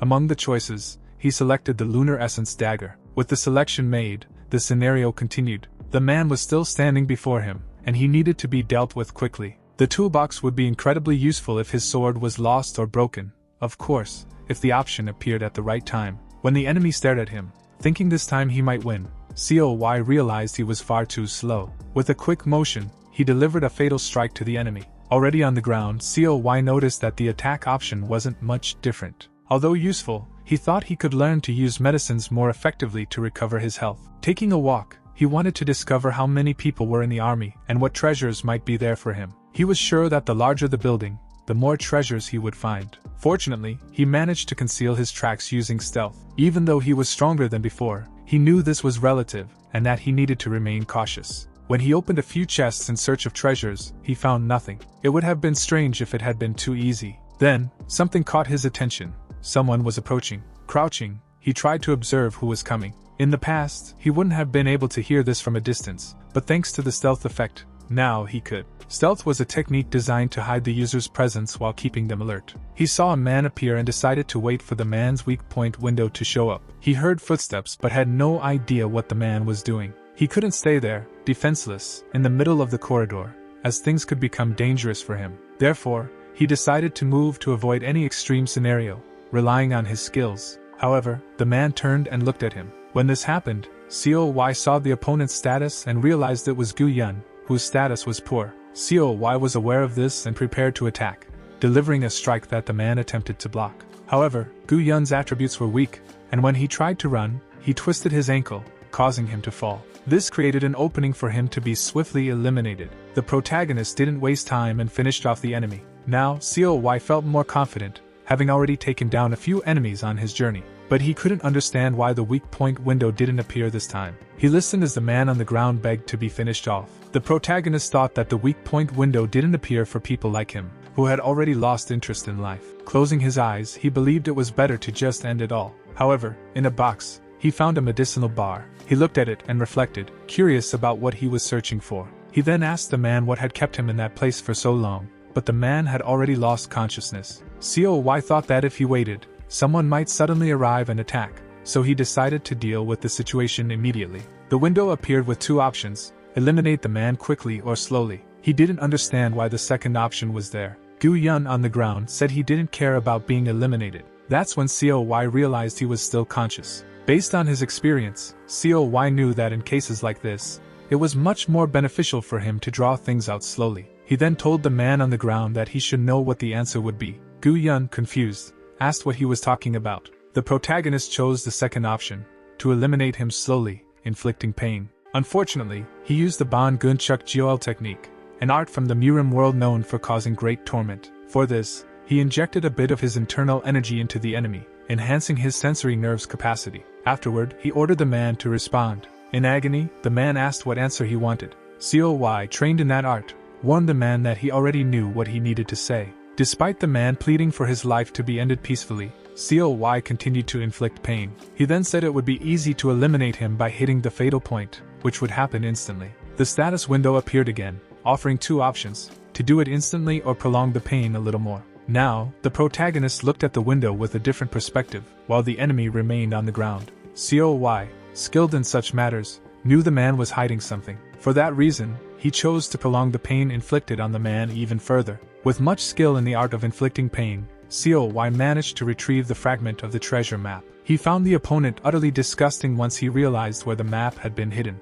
Inside a shoe or even undergarments would have been plausible options, but to hide it in such an intimate place as within the body. However, what mattered was that he had now assembled all the pieces of the military map. Still, he remembered something and glanced to the side, toward a piece of furniture that caught his attention. Since Gu Yun had been rummaging through that drawer, he guessed the man thought he found a treasure but was left frustrated. This meant someone else had already taken the treasure, leaving behind a nutritional bar as an insult. COY thought he needed to start moving quickly before all the treasures were taken. He had received the voice transmission manual, which he considered his first treasure. He thought it was good because it usually took time to read confidential books, which weren't very useful in moments like that. However, this book was intriguing, as it dealt with invisibility and stealthy voice transmission. He decided to learn it quickly, materializing the voice transmission. Now, he was different. Then he moved on to the second treasure and obtained the manual of Demon Iron Poison translation. Although he didn't need that type of book at the moment, he still mastered the production of Demon Iron Poison. Like a madman, he started searching everywhere to see if he could find more treasures. The strange places where he found the treasures made it evident that whoever hid them must have gone to great lengths. He even found treasures on the ceiling, and the third one was high class, a combat arm guard. He didn't understand why it was considered high class since it was just a treasure, but he wondered what that had to do with class. He considered wearing it, and upon doing so, noticed his proficiency with the Crimson Flame Palm had increased. The description said it was the favorite item of Elder Nakyun Kwam, ranked 34th in the current demon cult. COY wondered if the Elder had invested in this item for the benefit of new students. So far, he had obtained 3 treasures, while the other person had only 1. Therefore, he needed to hurry. Holding the map in his hand, he thought he needed to leave before the other person found more treasures. It was necessary to leave since there were 10 treasures in total, and he had only found 3. As he descended the stairs, he noticed something different. There was a group of people talking, but since there were several, their voices mixed, and he couldn't understand them. COY approached the door to the room to get a closer look at what was happening. It was then that he realized it was 2 rival groups about to engage in battle. When the status window opened, it displayed a member of the Team 7 Dragons of the Lower Demon Court. When it showed the second member of the same team, he noticed their health and internal energy were low. The members of the other group, from the Team Demonic Dragons of the Red Demon Court, also had low levels. There were 2 in that team, and the second had slightly better attributes. It was already known that the basic Demon Court and the Red Demon Court were 2 of the 4 pillars. This was why they were much stronger than Juk Myung, and each of them was far stronger than a captain. Now they were about to clash, but why did the treasure have to be so close to them? COY knew his status was superior to theirs, but he wasn't in a position to confront them directly. He thought that if they organized themselves a bit more, they might reveal some of their attack and defense techniques. When the combat began, he could hardly believe he could now observe their basic techniques. Theoretically, it would be better to plan his actions instead of acting impulsively. But he knew he didn't just want to get out of there. It was impossible to grow stronger without venturing, something he already knew from experience. After being annihilated a few times, he noticed one of the opponents had been injured. The status window showed that the perfect opportunity had arisen and that he could finish off Gamja, with 4 options to do so. He was startled because he thought he only needed to wait until Gamja was defeated by the enemy. However, upon looking more closely at the status window, he noticed that another option had appeared. With time running out, there wasn't much to choose from, so he decided to approach the opponent. Normally, the protagonist would choose martial arts to deal with an enemy, but this time he was facing 4 opponents. However, the moment he used his internal energy, all of them would come after him, and time was already running out. Now, he had to deal with the choice before him: east, west, south, or north. To make the decision easier, beams of light appeared in the designated spots, visible only to COY. Observing these markings, he was surprised as they indicated where he should go or which of the 4 options to choose. He thought it might be one of those things he would instinctively figure out at the right moment. Just imagining it gave him chills, but he had no more time to waste and began to act. Fortunately, he didn't believe it would affect the time, as everything seemed to be frozen. He then noticed who was to the south. In the west, Gamja was with his ally, Mumyang, so heading in that direction didn't seem very wise. The positions to the east and north were safer and farther from Salyu and Siote, also quite far from his ally. COY believed he needed to eliminate as many variables as possible. Therefore, he decided to take out 2 people, one from each team at the same time, to reduce distractions. As they would likely change their minds and start attacking each other, he chose the north. With the decision made, the scene returned to normal, and he moved in a fraction of a second. Suddenly, he was next to Gamja and, turning around, realized it was already too late for a reaction. When Gamja noticed, he was practically defeated, and a reversal strike was inflicted, causing fatal damage. Gamja quickly lost health points until none were left, and the other 3 watched in shock. It happened so quickly that there was barely time to hear the body hit the ground. COY thought that battle had been manageable. With a bit of luck granted by the heavens, he had exceeded all expectations. In doing so, he also discovered the weaknesses of Mumyung and Seotae. Afterward, he eliminated the fourth enemy by finding Sal Yu's weak spot. The protagonist was gaining an incredible opportunity. Upon finding the perfect chance to eliminate all four at once, the status window appeared, asking how he would proceed. Not wanting to waste a moment, COY chose to focus on Sal Yu from the Demon Dragon team. To achieve this, he decided to use martial arts and summon the final demonic arts, including the basic Flaming Eminence. Thus, he managed to defeat another rival, exterminating him with that powerful attack. It was a reversal strike, and the status showed that Sal Yu's 4,500 health points had dropped to 0. This made the protagonist increasingly confident in his own power, to the point of finding everything incredibly easy. However, there was a downside. The protagonist's 7,306 health points, along with his internal energy, had diminished significantly. Additionally, he lost half of his intelligence, but he thought it was worth it, even though he knew the effects could be drastic. Overly excited, COY forgot about another opponent behind him, too focused on finishing Sal Yu. He thought it was already too late to dodge since he was so engrossed in finalizing the enemy. When the attack approached, by involuntary reaction, he raised his arm and blocked the strike. Because he was wearing the demonic combat arm protector, the defense was much easier. The enemy was disoriented, wondering how he had blocked the strike at the last second. But there was no time for explanations, and COY immediately prepared a counterattack. A precise strike hit another of his opponents, so powerful that the enemy was sent flying. In Seotae's status, his 2,901 health points were quickly reduced to 0. COY realized that once again, his internal energy had decreased considerably, but there was still one last enemy remaining. Looking at that final opponent, COY was aware that he had already collected all the bamboo fragments. He knew he needed to face the enemy raising the sword as if to stop him, but this could easily make him the next target. Now, more confident in his abilities, the protagonist delivered a fatal strike to the opponent. Mumyung's status, which showed 2,308 health points, miserably dropped to 0. However, the price COY had to pay wasn't small, as his intelligence also diminished as he fought the opponents. Despite this, he obtained some spoils, such as the 9 Movements Heart Pill, the Divine Spirit Pill, among other things. Now that he had collected all the pieces of bamboo, COY could easily pass that test. He had no intention of using the spear or the Crimson Blade. For this reason, he decided he would discard them. He wanted to understand better the pills he had found, so he opened the status menu. The 9 Movements Protection Heart Pill had the effect of increasing life by 300 points. However, the protagonist expected more. Upon looking at the 8th Emperor's armor, he decided to equip it immediately. He thought it would be something valuable, like Celestial Silver Breastplate, but he couldn't see the details properly. His next target was a box in front of him, and he was determined to investigate whether there were treasures inside it. He thought at least something should be in there, but upon opening it,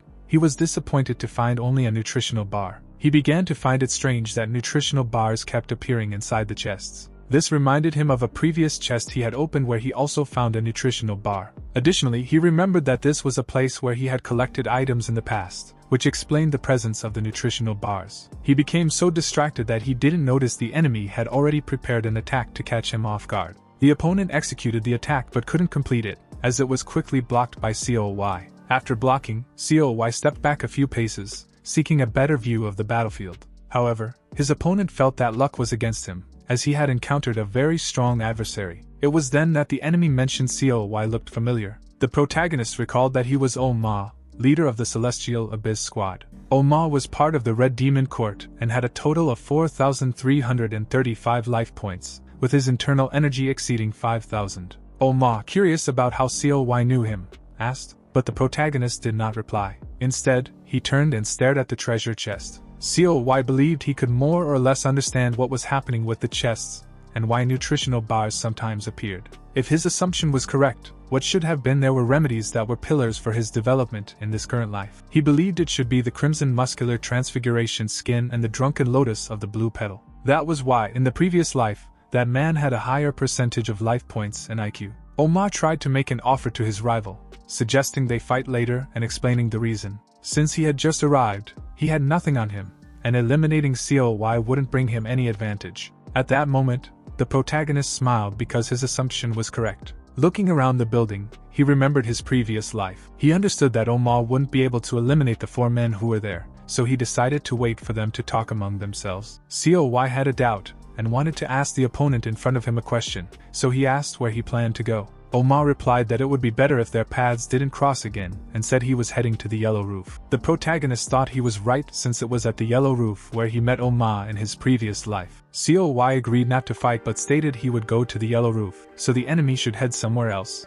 Oma said it wouldn't be difficult, but the protagonist had one more question to ask. Oma was already starting to get annoyed, but for some reason, he answered. COY wanted to know when Oma thought he would encounter the strongest guys since it seemed there weren't many strong people there. The question was so absurd that the opponent thought it was a joke or prank. He couldn't understand how someone could come to a place like that without knowing the details. The enemy admitted that COY seemed like an ordinary person, but that would only last until that night, because once night fell, people of other levels would come to that place, bringing the strongest and most terrifying monsters. Oma made it clear that if COY wanted a chance, he should gather as many treasures as he could, or survival would be difficult. This made the protagonist pause and reflect on the levels of others present. The enemy, already aware of the situation, mentioned that his level was that of a commander, probably a hall master. After saying all this, Oma simply left, leaving COY deep in thought. The chiefs and commanders representing the 5 courts and the 19 halls were the main members of the demon cult. They were essentially masters who observed everything and everyone from above.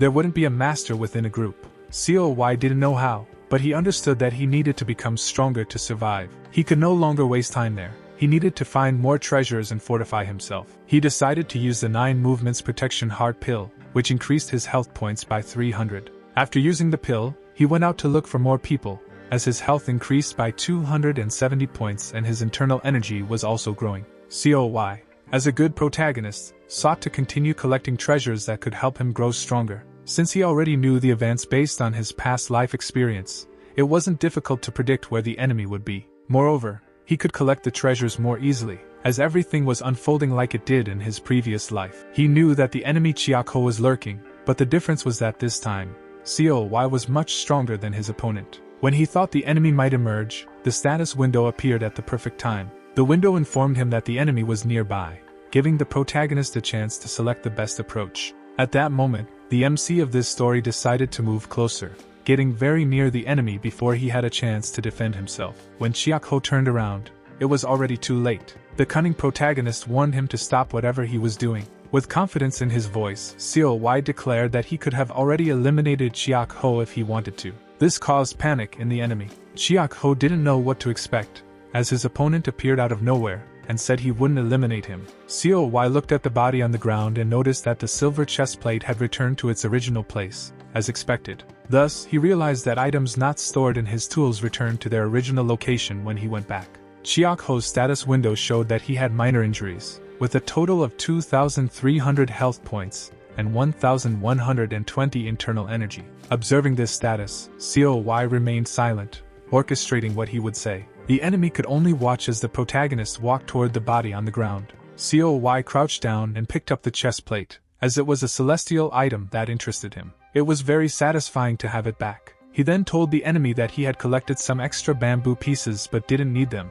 Looking at Chiako, he stated that he was from the Supreme Court, and knew he was the leader of the Black Fire Squad. He tossed 2 bamboo pieces to Chiako and said that if he answered the question COY would ask, he could keep the bamboo. The enemy in front of him said nothing but began sweating, starting to doubt the protagonist. Even so, he decided to ask what this was about. COY quickly communicated that he wanted to know about the test. He specifically wanted to know about the other 3 tests. The enemy was surprised that he was in such a dangerous place, and didn't know what it was. The MC even asked if it wasn't simply a place to conduct a test. However, the enemy found it strange. How could someone as skilled as COY not know about the tests? Chiako wanted to make a deal. He would tell the protagonist whatever he wanted in exchange for his life. COY agreed to the deal. Chiako began explaining that was an order designated for military tests. COY was listening attentively but found it strange that this was an order. The individual continued explaining that there were 4 tests. Shin-E and Seo-Pan didn't know the exact order of these tests. However, he knew that Shin was the final test, which should only be taken after the first 3. The protagonist lost his composure upon hearing the man say such things. Sweating and wide-eyed, he wondered which test he had taken in his previous life when he was Ian. Chiako made it clear that he had only discovered all that information after reaching that point. However, there were several treasures, but he hadn't seen anyone skilled since the beginning and wondered why. Now, however, it made sense. They were conducting that final test. Oma also said that the most skilled would appear. That place was created so they could defeat those stronger than them using the treasures within that location. But if that place was the final test of the armed forces, it meant it was a kind of slaughterhouse where the strongest hunted. The protagonist stated that he would trust the man and also told him it was better to escape as quickly as possible. However, the enemy planned to do so as soon as he acquired the items he wanted, before midnight. COY grew curious about the timing and wanted to know the reason behind it. The man revealed that COY truly didn't know anything. He explained that by the next morning, those who completed the other 3 tests would arrive at that location, thirsting for battle. Chiak-ho planned to leave if he couldn't find items to help him fight against them. COY wanted to know how strong those people were, and was told that they could be described as being recognized by the 5 courts. Additionally, 9 halls of the Supreme Court's demonic cult had acknowledged some individuals. Among them would be Bai Rang, the leader of the Black Gold Squadron, known as the most ruthless and merciless of all. COY seemed to recognize whom he was referring to. It was one of the strongest individuals representing the 7 squadrons of the Supreme Court. Then, his status window reappeared, presenting him with a mission. He had to eliminate Shin Bai Rang. The sudden message informing him of the mission startled COY even more, as its content was daunting. Earning a celestial dragon pill was a significant reward. It would increase his life by 16,000 and his IQ by 17,000, though he wasn't sure if it was truly the pill from the beginning. Such a reward of additional life points and internal energy was highly advantageous. He thought he didn't need to overthink it. After all, night was already falling. He needed to start moving, so he quickly left and changed his location. He did this several times and noticed he was beginning to focus intensely on the circulation of his chi. As things intensified, COY felt the need to relocate once more. He used stealth to try to conceal himself and also to observe other enemies changing positions. He only stopped when he felt safe. However, from where he was, he saw a man running desperately. He couldn't see who was chasing him, but he witnessed a powerful strike launched in the man's direction, hitting him in the back. The man didn't have time to complete his escape. He was attacked and fell into a pool of water. COY, who witnessed the horrifying scene while remaining safe in his hiding spot, was astonished. From the same location, he could see someone trembling with fear, hiding behind some rocks. The person hunting them had already noticed the trembling man who was trying to hide from the monsters and knew he was nearby. The hunter positioned his sword and delivered a strike strong enough to split both the man and the rock in 2. That man possessed an absurd amount of strength, a true monster, and used an extraordinary attack to eliminate someone so weak. After doing so, he began to laugh, finding everything highly amusing. It was sheer satisfaction for those monsters. His power was so overwhelming that his malicious intent was palpable from a great distance. He was there to hunt his prey. COY saw it all, including the thirst and hatred of that monster, powerful enough to split someone into 3 pieces. He also realized that this wasn't a test but rather a hunt. He noticed danger rapidly approaching his location. Thus, he made sure to observe as cautiously as possible and noticed that elsewhere, another one of those monsters was also reacting. This one was relentlessly hunting another pathetically weak being, unable to defend himself. The atmosphere of that place reeked of a slaughterhouse, and the monsters took pleasure in eliminating the weak. It was merely a one-sided massacre. However, when he saw a medium-built man with white hair, he noticed the word "target" written above his head. He couldn't believe the system had assigned someone so monstrous as his mission. Could I change my hiding spot? He began pondering how he managed to survive among such strong individuals. COY had lived long enough to eliminate people while hiding in his past life. His assumption was that it might have been because of his stealth abilities. While thinking this, he crept closer for a better view. He believed that everything couldn't just be explained by his skills alone, or perhaps there could be another reason. The following events caught the protagonist's attention. COY observed that someone else was present, and decided to stay hidden to see what would happen. A terrified man begged for his life, asking what the other was doing and why he was chasing him like that. This man was Chiak-ho, who should have left when he had the chance but chose to stay. COY thought that what kept Chiak-ho there was a strong desire for treasure. However, he would pay for it with his life. The monstrous man who surrounded Chiak-ho told him he was only doing it out of sheer whim. When this man descended from his position and revealed himself, COY noticed it was Shin Bai Rang. From his hiding spot, he could observe that individuals from the same caste were fighting each other. Chiak-ho, desperate, told Shin Bai Rang that as soon as the Supreme Lord of the court found out, he would hold him accountable for it. However, the rival didn't care in the slightest and made his position very clear. Shin Bai Rang reaffirmed his disdain, stating that he had already finished negotiating with the Supreme Lord. This information hit Chiak-ho like a bomb, and he finally understood that, for him, everything was over. The sinister and dark man elaborated, saying that the Supreme Lord had authorized him to eliminate anyone seeking the treasures. Chiako, realizing he was nothing more than a pawn being manipulated in an entertainment game, could no longer contain his rage and charged at the man, even knowing he stood no chance. Before he could even reach or get close to his target, the sinister man unleashed a power capable of neutralizing him. Thus, Chiako bitterly regretted not leaving when he had the chance. With a single attack, he was able to exterminate the one before him. The man could only fall to the ground. Shin Bai-rang mocked him, saying that for a leader of that squad, his skills were pathetic. COY, still hidden and observing, noticed how Chiak-ho met an instant end. After obliterating the man, Shin Bai-rang began searching for something valuable on him. We felt disappointed to find only a few pieces of bamboo. The protagonist, still spying and waiting for the right moment, seemed to have lost patience from waiting so long. The moment wasn't arriving, and he couldn't find any opening. He thought about taking the grenade from the toolbox and destroying it to create an opening for a future attack. However, he became frustrated upon realizing the toolbox simply didn't contain it. The status window appeared, indicating that the enemy was aware of his presence there. Realizing this, he understood the enemy's power, having noticed his faint presence. Even using stealth, he couldn't fully conceal his energy, and now he had to retreat. COY was deeply startled when he left his hiding spot and faced that monster. Since he was at a moderate distance, he feared he had ruined everything by watching for too long. And when he noticed that a man as strong as that had achieved such power, he became even more terrified. But the protagonist's shock quickly subsided as the status window appeared before him, offering an opportunity. When this happened, he felt very lucky, as he now had options to attack, approach, and more. He considered using martial arts, but the problem was that he wasn't close enough to deliver a fatal blow. Thus, his option was to approach the opponent, and he was asked to choose the direction he wanted to go. Choosing the north, Seo was quickly moved in that direction, making the monster suspicious. Even acting with such speed, it seemed it was already too late, and COY launched his attack. He was surprised to see the enemy block it in an instant. Not only that, but the opponent counterattacked, forcing COY to dodge urgently. The strength Shin Bai-rang displayed was far superior. However, the perfect opportunity appeared again. This chance arose because the opponent had lost his balance, or so COY thought. Now, being close enough, he chose to use martial arts in a direct confrontation,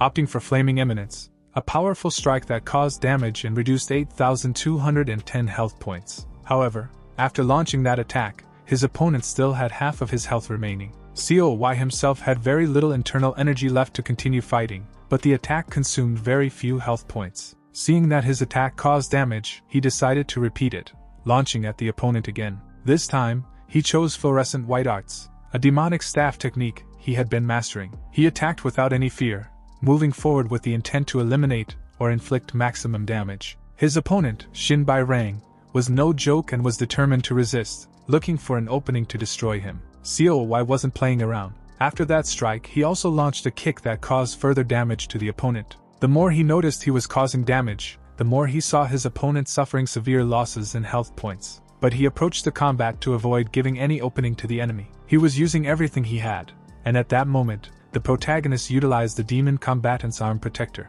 Creating a wind blade aimed at his opponent, he needed to inflict as much damage as possible. He told himself it wasn't over yet, and used the demonic arts Fluorescent White and the wind blade. He was giving his all in that battle. The only result that mattered to him was victory. His opponent had no time to react, and his life points, which were 15,000, suddenly dropped to 4,620. COY, even going all out against his enemy, noticed that his strikes were always being blocked, making it difficult to land a hit. But luck was on the protagonist's side, and once again, he found the perfect opportunity. Now, COY felt satisfied because he had gained another chance. However, he grew so complacent that the tides turned. He let his guard down, and the enemy found his weak point. Now, he was alarmed because he had both a perfect opportunity and a warning simultaneously. He could attack or simply face the enemy. If he defended or moved closer, he had several options. With 2 panels in front of him, he needed to decide, and time was running out. Would it be better to go back in time by 3 seconds?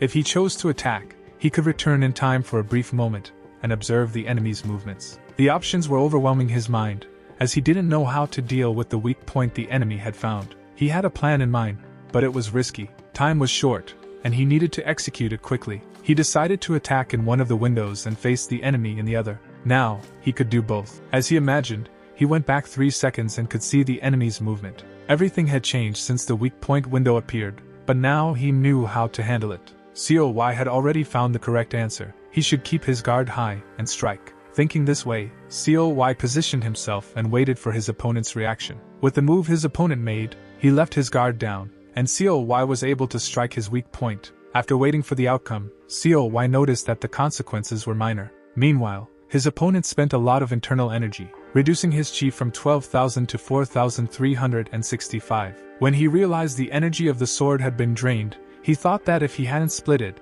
he wouldn't still be alive. COY believed that if he were lucky, he could have eliminated his opponent, but he also wouldn't have been able to save himself. He thought the only good thing was that Shin Bai-Rang had just used a considerable amount of internal energy. Additionally, the protagonist had the advantage when it came to life and attribute points. The opponent asked who that bastard was and looked at COY with a sour expression. COY remained silent while observing the enemy, who, despite exuding confidence, showed curiosity. To satisfy his curiosity, Shin Bai-Rang, the protagonist, replied that he was just a bastard beneath him. Those words didn't convince the enemy, who thought COY might be part of the Supreme Court. Seeing the enemy's curiosity, the protagonist simply flashed a broad smile and warned him that he didn't need to know. After saying these words with agility and confidence, COY launched himself forward again, resuming the combat. He struck his opponent with his martial arts from the fluorescent white technique. Although it was a very powerful technique, it left the user with very low chi, something the protagonist felt when his internal energy plummeted. Despite this, being a life-and-death battle, COY needed to hold his ground and continued attacking repeatedly. His attacks were dealing damage, bringing Shin Bai-Rang's remaining life points down from 15,000 to less than 4,000. COY knew that although he had more life points than his opponent, he lacked enough internal energy and would need to avoid being hit. His strategy, however, was to keep up the pressure. He couldn't lose focus and continued landing blows. When he couldn't completely dodge, his life points dropped slightly. Even so, he kept pushing forward. With their life points and internal energy both critically low, they were beginning to feel the fatigue of the battle. What reassured the protagonist was that his opponent was also experiencing a significant drop in life points and energy. COY noticed that the longer they fought, the smaller the difference between their life points became. He feared that if they continued, both would perish. He could sense in the enemy's eyes that he was thinking the same, as it was evident that both their strengths were waning. Shin Bai-Rang, noticing a moment of distraction in his opponent, asked how he used such distractions. It seemed he was preparing to strike the enemy, so COY braced himself to block any attack. When COY was caught off guard, he was completely surprised by his enemy's objective. However, Shin Bai-Rang was skilled, and that wasn't his true intention. His goal was a feint. It was clear that the enemy intended to finish the battle as quickly as possible, as he too faced the dire end. COY, observing after overcoming the surprise of the previous attack, thought of a way to gain an advantage. He decided he would reach the opponent first, minimizing any disadvantage he might have. However, the enemy was clever and had already been through many significant battles. He sensed the protagonist's intention and stepped back, preventing any chance of a strike that could end the battle, thus securing himself as the victor. Once again, COY was impressed by the skill, agility, and quick thinking his opponent displayed. Unfortunately for the protagonist, his rival found his weak spot, and now he had to decide how to proceed. He had the option to confront, defend, or flee. At this stage of the fight, each choice needed to be carefully considered as time was running short. The three options varied based on the distance to the enemy and the movements involved. Confronting meant getting extremely close. Defending would push him back slightly, but choosing to flee would make it easier to dodge attacks. However, fleeing had its drawbacks, as he could be easily attacked while turning his back on the enemy. With minimal time to make a decision, he chose to defend, and the scene began to shift. When he did, he was struck hard, failing to defend himself as he didn't have enough time to block. As a result, his health and energy dropped even further. The protagonist's situation at that moment was desperate. The attack he received was much faster than he had anticipated.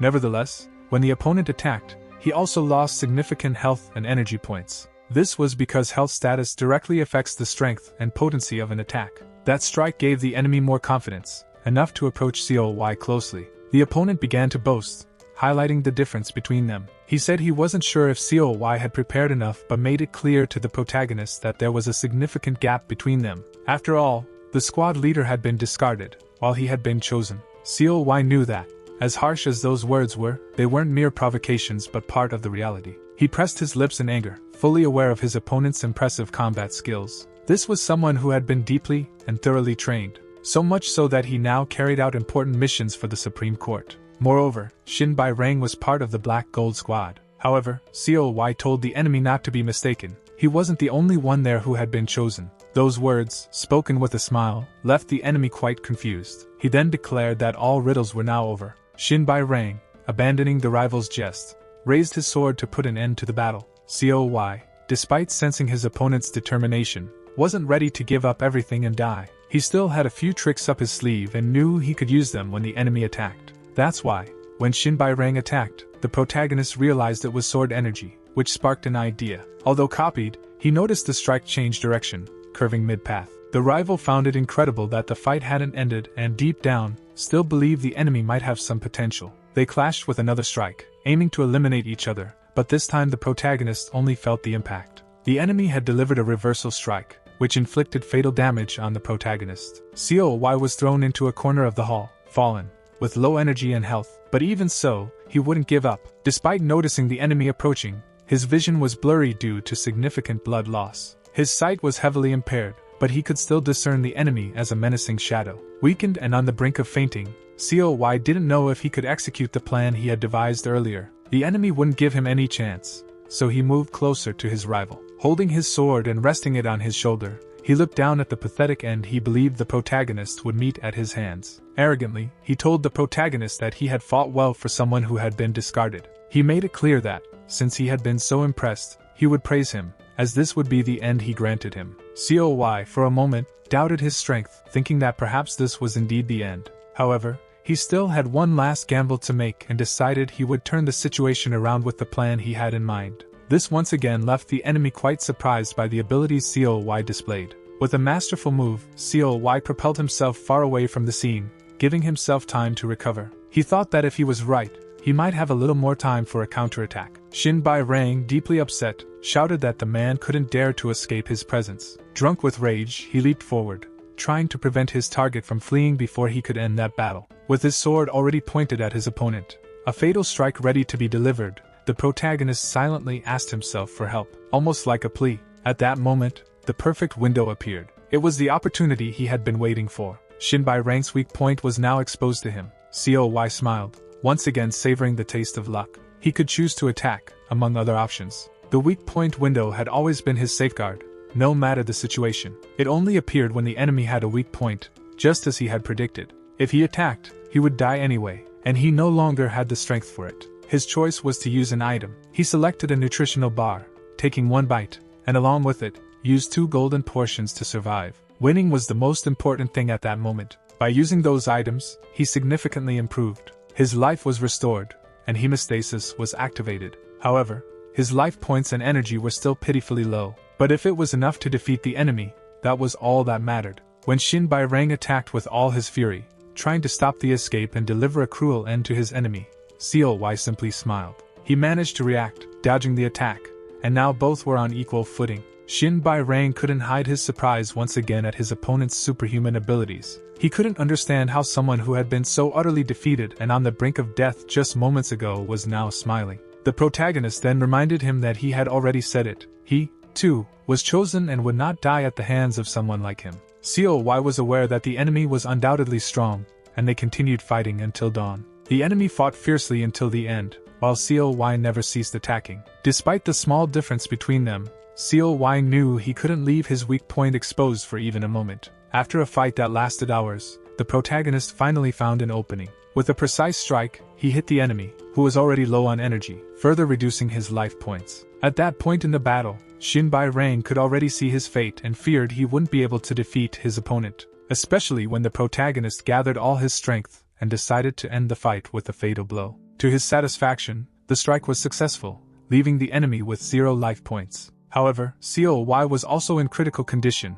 with his life points and energy near their limits. Despite this, he felt satisfied, knowing that Shin Bai-rang had clearly been a better fighter than him. Through that battle, he realized that luck had once again been on his side. The status window appeared, showing he had completed the mission. As a reward, he received a celestial dragon pill. He hoped he wasn't dreaming. Now that he had the pill, he felt he had no regrets left in that life. He began searching Shin Bai-rang's body, trying to take whatever he could before quickly leaving the area. However, His heart froze when he heard a voice asking if he was the one who had defeated Shin Bai Rang. Terrified, he turned to see who was speaking. When he looked, he was captivated. It was a beautiful young woman with long black hair, wearing a red kimono. The woman calmly remarked that it seemed he hadn't ambushed the enemy. His skills were truly impressive. He, however, could only stare at the woman in fascination. His mouth hung open, and he couldn't utter a word. The woman moved closer to the protagonist, looking at him with curiosity. She asked if he was a member of the Supreme Court, and that question also left him quite astonished. She smiled and said he wouldn't survive the administrative body that way.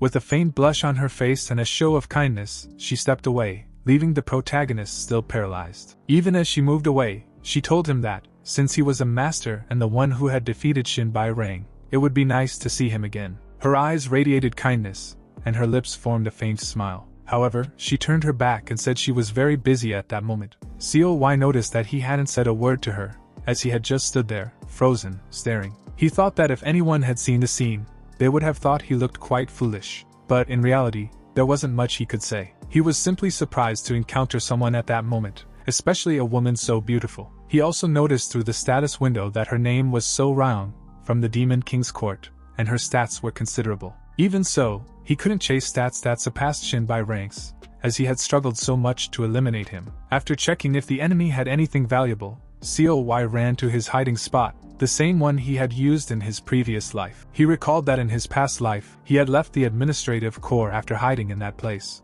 Currently, he had 2 lives, and this one was nearing its end. The dilemma was whether to use the pill to become stronger in this life or to save it for the coming days. If he took the pill, he would gain more strength, but he believed it might attract all kinds of challenges, making his life even harder. His final decision was to wait for the days ahead, thinking that, since he had survived until now, the monsters might only find traces of those who had hidden and eliminate them. In his previous life, after passing the test, he had joined the administrative corps but hadn't encountered anyone on the way. Now, the story was different, but he chose to think about it later. What he wanted to do now was place the Demon Combat Arm Protector in the toolbox. Even though sword techniques didn't suit him well, the Arm Protector had greatly contributed to his survival in critical moments. Since the 8th Emperor's body armor was completely tattered, he didn't plan to keep it. However, when he called for the toolbox, it didn't respond, refusing to open, which worried him. He panicked for a moment, as the toolbox wasn't opening. He didn't know why, but he quickly thought of something.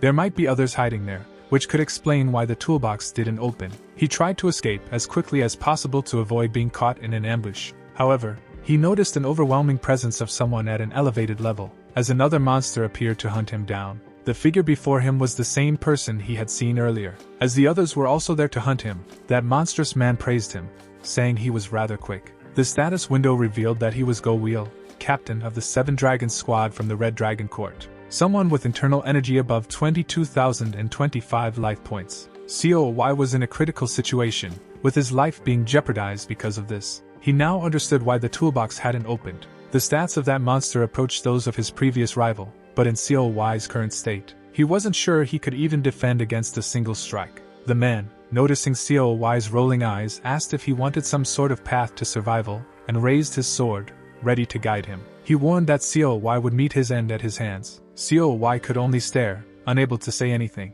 However, COY wasn't one to stay silent. He knew that if this was the end, he would fight with everything he had. He thought he could at least fight for his life and attempted to strike first, but was startled when the status window appeared. COY's attempt to strike the enemy first left openings, allowing Go Wheel to find his weak spot. He thought that perhaps the skill gap was too wide at that moment, but as he tried to attack first, the status window appeared. All he could do at that moment was select an option, and he chose to defend. However, he wasn't quick enough to avoid the attack of that terrible monster. Go Wheel landed a kick to COY's stomach, sending him to the ground and dealing significant damage. When COY opened one eye to see what had happened, he was hit again, this time in the face, knocking him back even further. COY lay on the ground as the enemy approached, seizing the opportunity to strike again. This time, Go Wheel delivered a strike from behind. The attack caused COY to lose 235 life and energy points. His life and energy levels were at a ridiculous low, with only 8 life points and 242 internal energy remaining.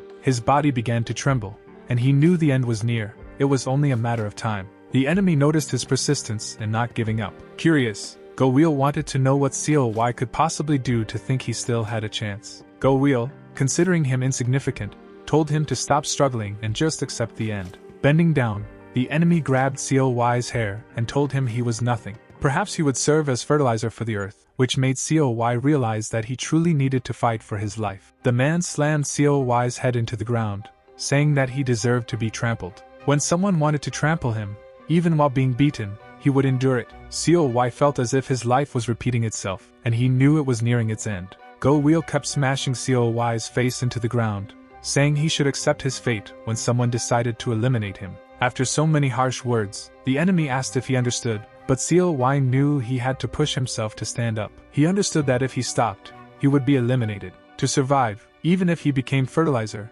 he had to overcome the situation. COY was determined to grow stronger, no matter the cost, and decided to use the great sword. Since the enemy had been foolish enough to get so close and underestimate him, COY saw his chance to strike back. When Go Wheel considered the possibility of being attacked, he couldn't escape because he was too close to COY. Looking into the enemy's eyes, COY revealed his ruthless side. With devastating power, the energy was felt from afar, staining the grass around them red. Go Wheel felt the strike, which was calculated and executed with precision. The damage was so immense that Go Wheel's life, which was at 25,000, dropped to 3,000. COY, now reinvigorated, saw his energy significantly restored. Landing a hit on the enemy and gaining some distance was being processed in COY's mind. After the status window appeared, he saw that he had landed a calculated strike, and his life and internal energy stats had been updated. He also noticed the look of disbelief on Go Wheel's face, who seemed unable to accept that someone like COY had managed to hit him. Despite being injured and nearing his end, COY felt great satisfaction because he finally understood the instructions for the Great Sword. What went through his mind was that the instructions had been formulated intelligently. Unfortunately, with his life rapidly depleting, he couldn't use the sword's energy properly. Still, he was happy. With the last of his strength, he told his opponent that he wouldn't emerge unscathed from this fight. COY smiled, despite his wounds, and stated that other monsters wouldn't let him go so easily. Go Wheel, seeing that he was injured, knew it was true but tried to curse at the protagonist. Gripping his sword tighter, Go Wheel wanted to ensure that COY would never say anything disrespectful again. Even after everything, the protagonist remained unfazed. He thought that if his life had to end this way, it wouldn't be so bad. He then dropped the sword to the ground, having already obtained the Celestial Dragon Pill and learned how to use the Great Sword. Additionally, there was something else. He found the perfect opportunity, and identified Go Wheel's weak point once more. Even so, COY had no strength to retaliate. He didn't have the energy to even pick up his sword, but he still managed to think of something. He requested that the toolbox be opened. Upon opening it, he grabbed a grenade and activated it. As Go Wheel approached to finish him off, COY, with eyes full of determination, looked at him as if he were insignificant. With a swift movement, he hurled the grenade toward Go Wheel, who stared in terror at the object. Flames quickly engulfed the area, hurling both of them in opposite directions. Go Wheel wasn't as lucky. He was caught in the grenade's impact, resulting in a fatal death. His life points and internal energy dropped to 0, but the protagonist was also affected by the explosion. Even so, COY found it incredible that the grenade had torn Go Wheel's body into multiple pieces. Fortunately, he managed to partially shield himself, and the damage he suffered was significantly less. Satisfied with his victory, he knew he wouldn't survive long due to his injuries. Lying on the ground, COY used the last of his strength to try reaching Go Wheel and claiming his spoils, but he had only one life point left. Even so, COY hoped his action with the grenade had yielded something worthwhile. Otherwise, he would have lost his life for nothing, and the grenade would have been wasted. That's when he had an idea. He could use the nutritional bar he had left before losing his life the last time. He requested the toolbox and asked for the nutritional bar. His life was restored, but he was left with only 3 life points. Even so, he thought that was good enough. With a little more time and luck, perhaps he could reach the items. However, his injuries were severe, and his life was rapidly draining. Even so, he managed to gather some spoils. He found 5 metallic medicines, a 1000-year shadow fruit, and rock moss with ice nectar. There was also a high-quality cuirass, a test map for Shin's administrative core, and a requisition form for the administrative core test. COY widened his eyes in surprise. He had obtained excellent items given his situation. He closed his eyes for a moment but quickly reopened them, realizing he had forgotten something important: the shadow-cutting sword. He needed to store it again before he lost the opportunity to retrieve it. He knew he had to recover it at all costs, but his life was slipping away. Now COY was beginning a new life, and time was rewinding to the celestial year 95. Once again, he found himself before the Earth Demon, Faced with those three options, from which he had to choose only one, he decided to become the main warrior of the Earth Demon, but he was downcast and pensive. The Earth Demon, noticing his state, asked if he was sure but told him to proceed with his duties. However, the protagonist called out to the Earth Demon, as he wanted to share something with him. He wished to inform the demon about some discoveries, even though they were difficult to express, feeling the need to share them. The demon remained silent, observing, but said that since he was in the midst of it all, he should not worry and speak freely. Coy felt he might be under pressure, but he needed to ensure everything was in order. Then, he told the demon it was just a hypothesis, but asked what he would do if he found the spy who had defeated the other disciples and was watching over him. The Earth Demon appeared surprised but quickly turned away and, with his back facing Coy, commented that it was indeed obvious. He explained that as soon as someone became a disciple of the Celestial Demon,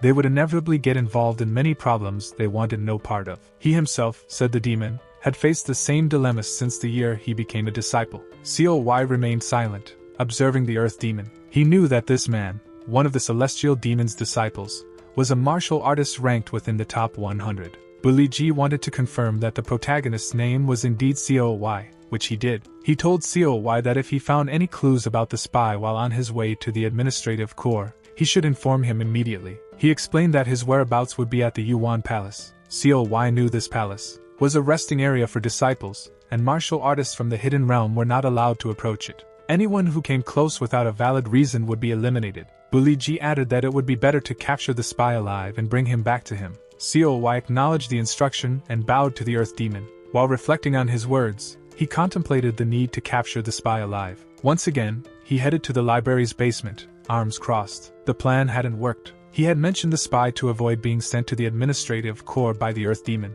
but he knew he needed to find a way to navigate the situation. The treasures were still there, as were the monsters, but after learning about the Midnight Beings, that path seemed extremely dangerous. The best option, he thought, would be to capture the spy Jiao Wun. He looked at his status and felt quite disheartened. His numbers were pitiful, and first, he needed to change that reality. Unfortunately, the miraculous pills from his past life had become useless since he had lost his life and the items he had obtained from Go Wheel. The remaining items were good for combat, but what interested him most were the items to increase his life and internal energy points. Fortunately, he still had the 1,000-year Shadow Fruit, which was at least a decent gain. Coy used the best options available to increase his life and internal energy points. Then, he used the Celestial Dragon Pill to enhance his performance even further. Now, his life and energy points were at a respectable level. He could feel all that energy coursing through his veins. It was an incredible sensation, as if his body were breaking through its own limits. The inner power generated by this went beyond the lower chi region,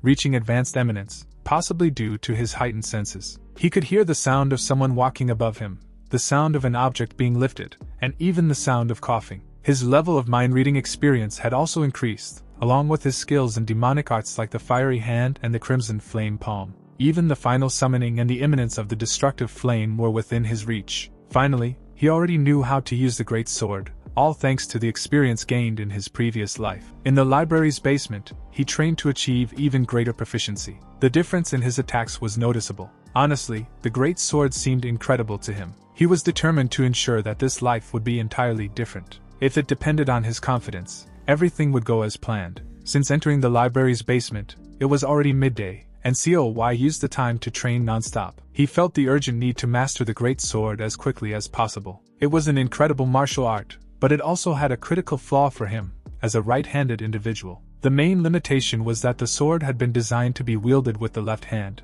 Even when he tried to adjust his position, the biggest issue was the activation process. The time required to complete the move was far too long. Coy knew he couldn't count on enemies who would simply sit and wait for him to finish his move. He thought that if he could combine this technique with the fluorescent white demon art, it might work. He was so absorbed in his training that he didn't notice someone had been standing behind him for quite some time. The library secretary, munching on an apple, asked why there was so much noise in the basement. Coy realized that while studying the Great Sword, he had made so much noise that he had disturbed Mr. Duhong. The secretary wanted to know why he was making such a ruckus. The protagonist apologized, explaining he was just training a bit. Looking at the man, Coy thought to himself that he had almost forgotten about the life status hovering above Mr. Duhong's head. That was when a mission appeared in his status window. He was to become Duhong's Puppy. The reward would be an evolution in his battle archetype, a significant increase in life and internal energy points, and a major boost in combat power. COY analyzed the mission,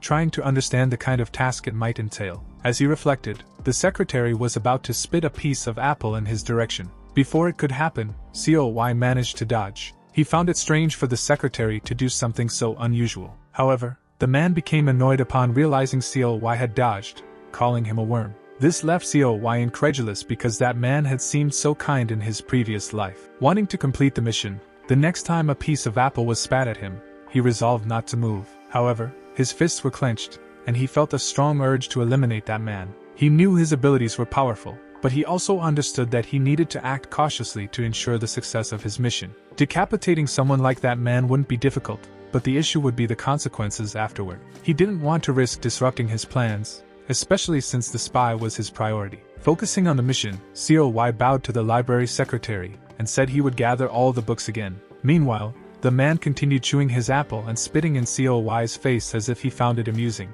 The old man with white hair, who had a repulsive appearance, remarked that the young man was indeed lucky. He complained about being bored, as he had recently been idle, with bastards coming and going constantly. In a dark tone, he told the protagonist that they needed to get to know each other better, and as he said that, he smirked. Looking at the old man, COY thought he should just kill him, but he needed to wait until the mission was complete. There was a rule about following the orders of those stronger, a significant rule within the demonic cult. It was common for those at the top to hold the power of life and death over those below them. Even if Du-hong pursued him, there was no reason or justification to stop him. However, the old man had crossed the line by ordering the protagonist to clean the latrine. While performing the task, COY thought about how he could eliminate the man in the most brutal and grotesque way possible. As he cleaned, the status bar indicated that one of the 8 missions had been completed. But spending the night cleaning outside the house and the morning cleaning the latrine was already too much for him. He thought that after finishing all this, there would still be a few more missions to complete. Even so, he believed it would be worth it if the battle archetype was truly effective. Suddenly, he heard a noise. Someone was approaching the latrine. From where he stood, COY could see the person's status. It was Lee Byok, the administrator of the library's 3rd floor. His life and internal energy points were pitifully low. He couldn't see the person's face, but he heard them ask who was there. The man noticed his presence, and asked if he was somehow doing everything for Du-hong. COY grew irritated, thinking everyone already knew who he was. Additionally, he realized that this bathroom was only used by administrators. Trying to remain calm, COY replied that he was in the middle of a mission. The old man then pulled down his pants and told him to continue his work because he was now busy. COY couldn't believe the deplorable scene unfolding before his eyes. The man simply squatted and began defecating in his presence. After all that, COY was at the lake, trying to wash off all the filth. It seemed that the more he washed, the less the odor would go away. He spent a long time cleaning himself, but the foul smell lingered. While doing this, he thought of an effective way to get rid of those 2 old men. He wanted to incapacitate them both and then dunk their heads in some really filthy water. But even with these thoughts, nothing could calm him. The stench of feces seemed to be embedded in his body, and his anger only grew. This left the protagonist extremely agitated, to the point of screaming alone in the lake. It seemed the only thing that could soothe him was eliminating the 2. After several baths, as he returned to the library basement, COY found that disgusting old man sitting there. He asked if COY was organizing things and joined the conversation with Lee Byok. He commented that he had taken a look earlier and confirmed that everything was indeed clean. Recalling the scene, COY made a very unpleasant expression. Seeing those 2 fools in front of him felt like standing before the lords of the Supreme Court and the sacred divinity, who liked to gather to humiliate others. However, he knew he had to control himself. With a fake smile, he said he had already finished the cleaning and had completed 2 of the 8 missions. Du-hong ordered him to fetch some water so he could bathe. Lee Byok warned him to wash his hands properly because their odor could be detected from a good distance. COY, looking at the man who had defecated in his presence, replied that he had washed his hands very thoroughly. He thought to himself that the 2 would need to wait a little longer because he would soon eliminate them by any means necessary. While the 2 old men laughed over embarrassing topics, someone arrived, snapping them out of their conversation. COY noticed the strange behavior of the 2 and found their actions peculiar. He looked to see who was approaching, observing how the 2 old men acted in front of this person. They spoke with her, asking if she had just arrived. Meanwhile, COY, as if he had seen a goddess, noticed how her hair swayed softly and the grace in her walk. her red kimono draped perfectly over her. He didn't know how she had arrived there but recognized her from his previous life when she had quickly passed by him. When she stood before him, Coy's status window opened. Her name was So Raung, and he noticed that her stats were lower than before. In his previous life, she had more health points and internal energy than what was shown now. Coy was dumbfounded, staring at her with a slightly flushed face. So Raung addressed the library secretary, asking about the Earth Demon. However, she was informed that he had gone to the Yuan Palace. Hearing this, she seemed to understand what was happening. Coy's presence caught her attention, and she asked the secretary who he was. Du Hong replied that he was using the young man as a lackey for the court and that, recently, he had been taking care of the basement. He also added that it wasn't worth paying attention to him, as even that was an excessive kindness. So Raung looked at Coy, who, with his dazed expression, seemed utterly bewildered. With a gentle smile, she commented that there seemed to be something amusing about the man. Coy felt his heart nearly stop every time she looked at him. He found it strange because she didn't appear to be anything extraordinary, yet she caused him to have unusual reactions. When she stepped a little closer, the sensation worsened. He stood motionless, unable to move. The two old men didn't like seeing So Raung approach Coy. She then asked what his name was. Stammering, Coy managed to say his name. She praised him, saying that Coy was a beautiful name, and asked how he had ended up in the library basement. However, she quickly thought that it might be something she didn't need to know and, placing her hand over her mouth, made an uncomfortable expression. Coy thought that perhaps she had noticed his bad smell. So Raung continued, saying there was probably a reason for him being in the basement. Noticing she seemed bothered by the odor, Coy felt even more upset. No matter how many times he washed his hands, the smell wouldn't go away. It was all the fault of those two old men who took pleasure in their cruelty. As So Raung stepped back, she said she would return to see him again. He raised his hand and, in a slightly awkward manner, replied that it was fine. When the status window appeared, Coy realized there were some options that needed to be fulfilled. Time seemed to freeze at that moment, giving him an opportunity to choose. He trembled at the thought of what could happen. Among the available options, some were clearly romantic, like asking if she wanted to go out with him or touch his abdomen. However, he knew this wasn't a random event. These options always appeared unexpectedly but never without a purpose. Most of them influenced the future, often putting him in dangerous situations. Sometimes, the choices didn't just affect his current life but could also alter decisions in the next one. Realizing time was about to run out, he took a deep breath and decided to do what needed to be done. He chose the option, "Would you go out with me?" and, with some hesitation, asked if she could spend some time with him. As expected, his words surprised everyone, even himself, though he already knew what would happen. So Raung smiled, amused by the situation. She said, as expected, he was a funny person. Seeing So Raung smile, Coy felt he might have made the right choice,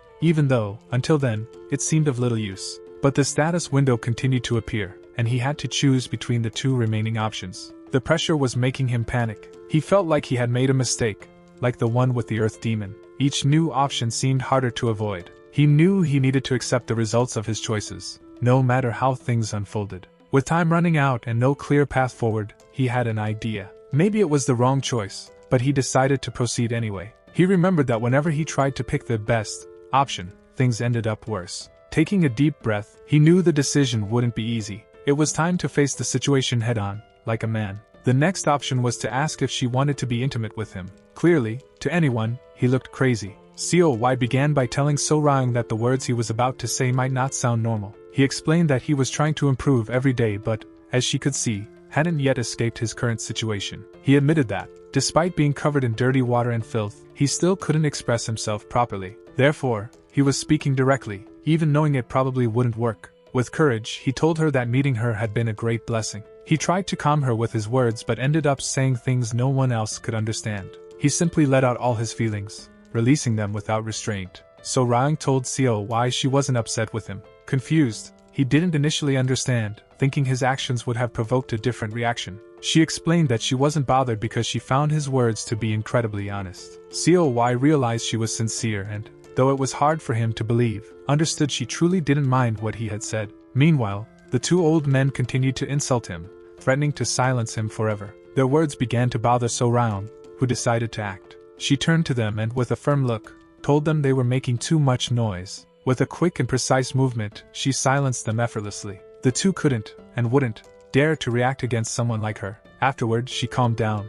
Coy maintained his foolish protagonist expression, gazing at the most beautiful woman he had ever seen. When she moved closer to him, he could hardly believe what was happening. As she passed by him, she said she hoped he would become as strong as he wanted to be. Looking into his eyes, she added that once he did, the two of them would escape this infernal place together. She lingered for a moment, seemingly fixating on his fingers, before stepping away. Already some distance away, she said that when the opportunity arose, they would meet again.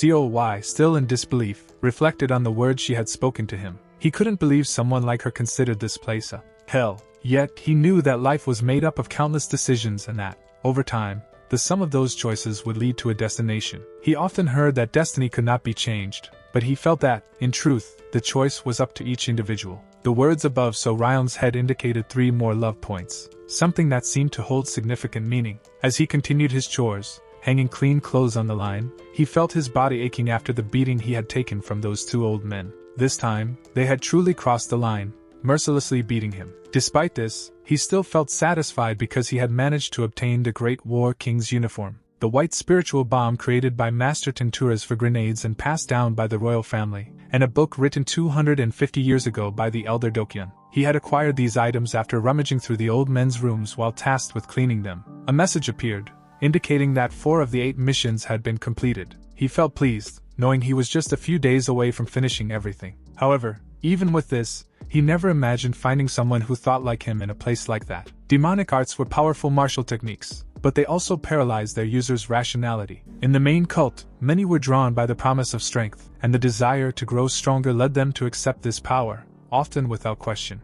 Coy suspected that those exposed to this brainwashing who rejected manipulation ended up becoming distrustful of everyone and everything. He couldn't imagine So Ryong as one of those manipulated people, which made him wonder if he would have the chance to see her again. His desire to become stronger was a goal imposed on himself, as he didn't want to remain stuck in such a deplorable situation. But now, he had an even clearer objective, to become strong enough so that, when the opportunity arose, he could escape from that demonic cult with So Ryong. Imagining the 2 of them running hand in hand far away from that place, he hoped that day would come soon. These were Coy's thoughts as he carried out his tasks to complete his mission. Du-hong was teaching Lee Byuk some fighting styles, though Lee Byuk seemed uninterested. For practice, they were using Coy, who had been gently tied up to serve as a target for their purposes. The 2 seemed proud to have found a form of entertainment to pass their days of boredom. Their newest mascot was Coy, now the official punching bag, squad leader, and protagonist of his own misadventure. Lee Byuk was thoroughly enjoying his new toy, making Coy a part of his training routine. Coy tried to stay calm, knowing that to complete his mission, he would have to endure the torment a little longer. Lee Byuk, however, came up with a new attack idea to continue their entertainment. As Coy anticipated the next move, he noticed his opponent's leg positioning and begged him to stop. But Lee Byuk ignored him and executed the infamous Nutcracker move, feigning great pain after striking the protagonist. Coy screamed so intensely that his eyes rolled back in agony, while the 2 old men looked on proudly at their work. Du-hong discussed with Lee Byuk the proper way to execute the moves, positioning himself to land a punch squarely in the protagonist's face, aiming to hurt him. The library secretary, unaware that Coy's missions had already been completed, asked if he had gone mad after being used as a punching bag for so long. For no apparent reason, Coy began to laugh uncontrollably. The 2 old men, confused, questioned if he had truly lost his mind, as his actions were becoming increasingly bizarre. However, Coy was satisfied because, at last, the status window appeared, showing that his mission had been successfully completed.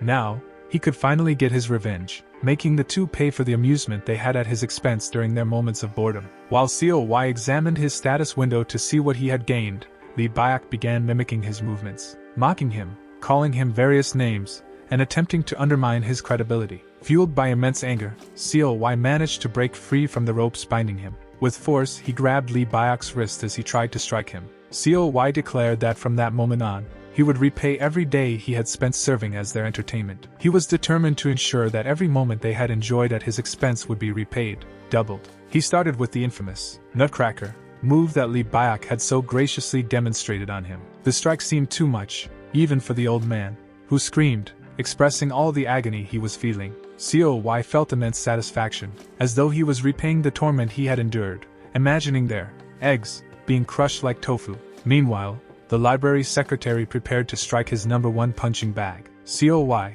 with a defiant look, told the man he was too slow and decided to teach him a lesson. He was surprised when the man didn't get up again. It seemed the strike had been too much, considering the man's age. Unfortunately, the library secretary couldn't withstand it, and no matter how much COY shouted and shook his body, nothing worked. COY was frustrated because he wouldn't be able to return all the joy that man had given him. He paused for a moment to observe his status window, which showed that he had gained a combat archetype. The status also displayed the benefits of this gain, and when the opportunity arose, he could use the most efficient attack possible. Additionally, he noticed that if the enemy revealed an opening, it could result in more damage. But he also had the chance to counterattack with greater strength, adhering to certain rules. COY found it all fascinating, as these updates were something entirely new, much like the AI, artificial intelligence, now involved. He realized that, like him, the AI had its strengths and weaknesses, and something truly significant was at play. However, he couldn't fully grasp how it worked until it was put to the test. While immersed in these thoughts,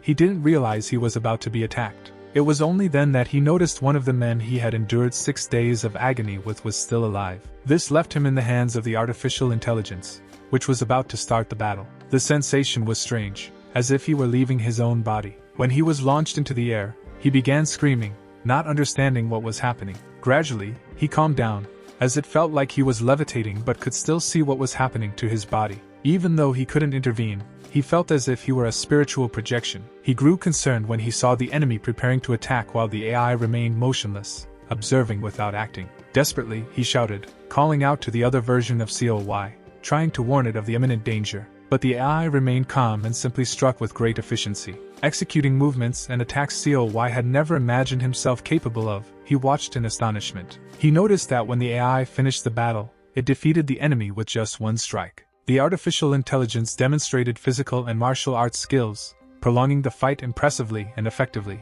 while COY continued to watch in shock. COY was stunned. He didn't know what was happening but felt that everything was taking unpredictable turns. While the man lay on the ground, another person appeared, the library's chief administrator. He had reasonable life points and internal energy, and his combat power wasn't weak. Pyogam observed the scene silently for a moment before finally asking if this was COY's doing. The artificial intelligence, for its part, remained silent, not saying a single word. This silence irritated the opponent further, and he remarked that no interrogation was needed to figure out who was involved in that confrontation. He was curious to see how the AI would handle the man before it. Now, with his body controlled by the AI, COY charged at the enemy. However, his real consciousness believed that such an action might be reckless and careless. Striking first seemed like a bad idea. Pyogam, on the other hand, didn't seem to mind. The man before him appeared somewhat arrogant. He tried to mimic the posture of someone he thought was presumptuous, but the AI simply dodged. As his real self observed, he realized that instead of retreating,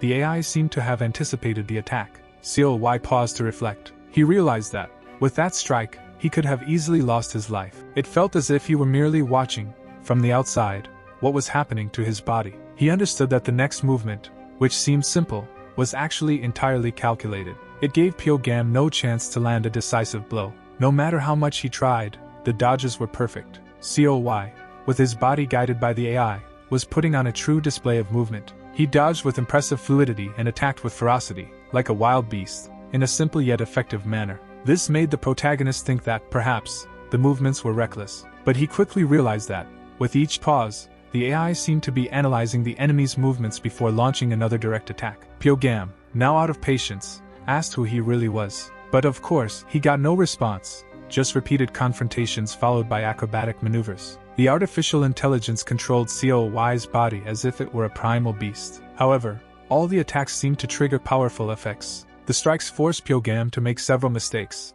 leaving openings that were always exploited in counterattacks. Pyogam was struck again, and the impact seemed so powerful that a knockout appeared imminent. Just when it seemed that COY would finish him off, he carefully observed all the movements from above, not missing a single detail. Suddenly, the status window opened in front of him, asking for a command on how to deal with Pyogam. Should he eliminate him or simply knock him out? COY realized this was the final decision before the end, and to his surprise, he chose elimination. He opted to exterminate him.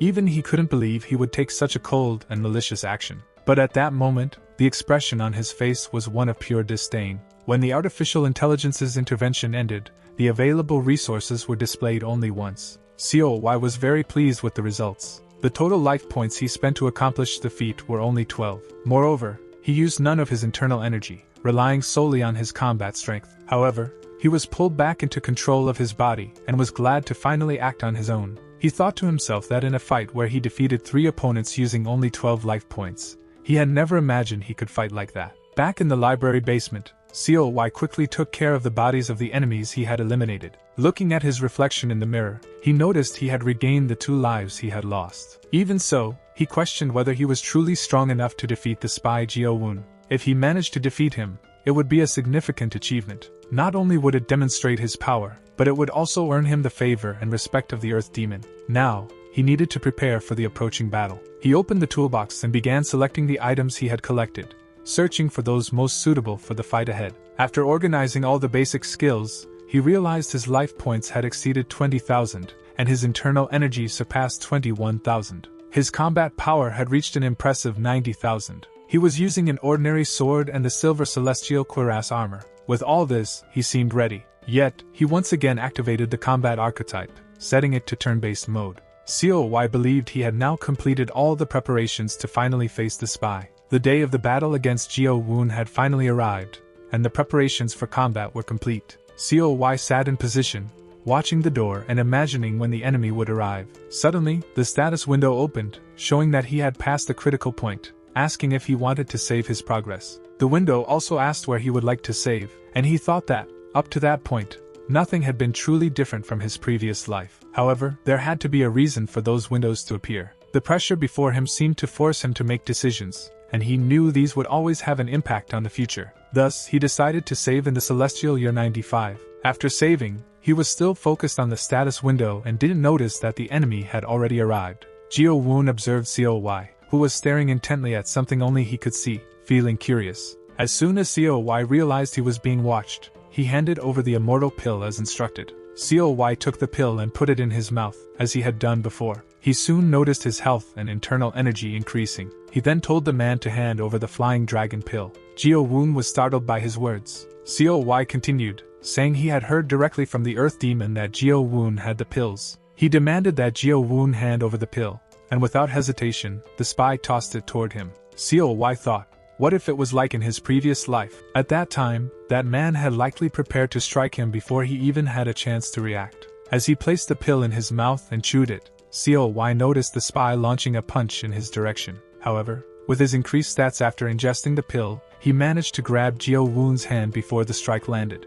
COY asked the spy why he would do such a thing, and Jio-woon's face displayed a surprised expression. COY knew that everything would begin from that moment. He questioned, was it the first disciple who told you to act without thinking? Feeling the energy coursing through his body, his eyes widened as his level of mind-reading experience also increased. Now, with life points exceeding 26,000, internal energy above 27,000, and a monstrous combat power of 100,000, he was on an entirely different level. With his experience in the administrative core and the use of status screens, he grew excited upon seeing Jio-woon's status screen. The spy had 15,000 life points and 12,000 internal energy. However, upon seeing the details of the opponent's profile, COY became alarmed. Jio-woon's status screen displayed 190,000 combat points. When he saw this information, he stepped back, surprised. It was then that he realized the information only began to appear after his mind-reading ability reached the beginner stage. COY noticed that Jio-woon's status was higher than the nocturnal beings and remembered facing Shin Bai-rang, who had 70,000 combat points. Terrified by his opponent's status screen,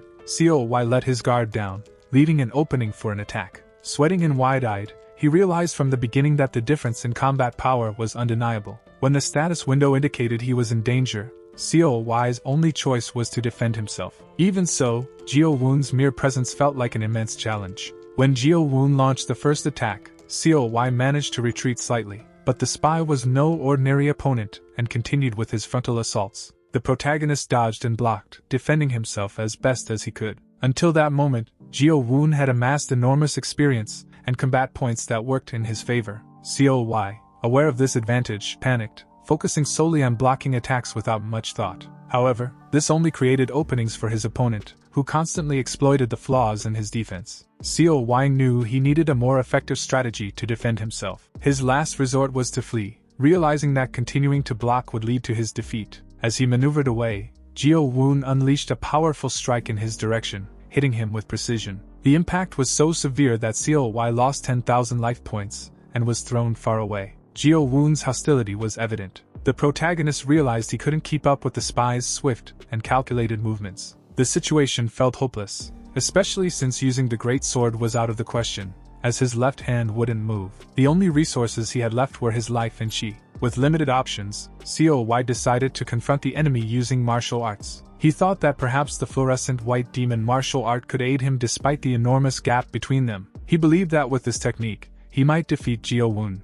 The spy, on the other hand, could hardly believe someone as weak and inferior as CLY dared to face him directly. Even so, the protagonist was determined to fight, his gaze resolute in pursuit of victory. With that mindset, CLY charged at Geo Woon, trying to close the gap between them. However, both knew neither was willing to lose their life easily. CLY attacked ferociously, employing the fluorescent white demon martial art. He tried repeatedly to mimic Geo Woon's movements but failed to land a direct hit. The spy effortlessly blocked every attack. Even so, CLY believed the martial art was helping him, albeit subtly. Motivated by this sense of progress, he decided to use another technique, the White Inferno March martial art. Since he hadn't yet been directly hit, this advantage encouraged him, and he prepared to continue the battle. The status window issued another alert. The enemy had found another weak point in CLY's defense. The protagonist, frustrated and confused, couldn't understand why openings in his defense appeared even when he seemed to have the upper hand. Anguished, he resolved to fight with everything he had.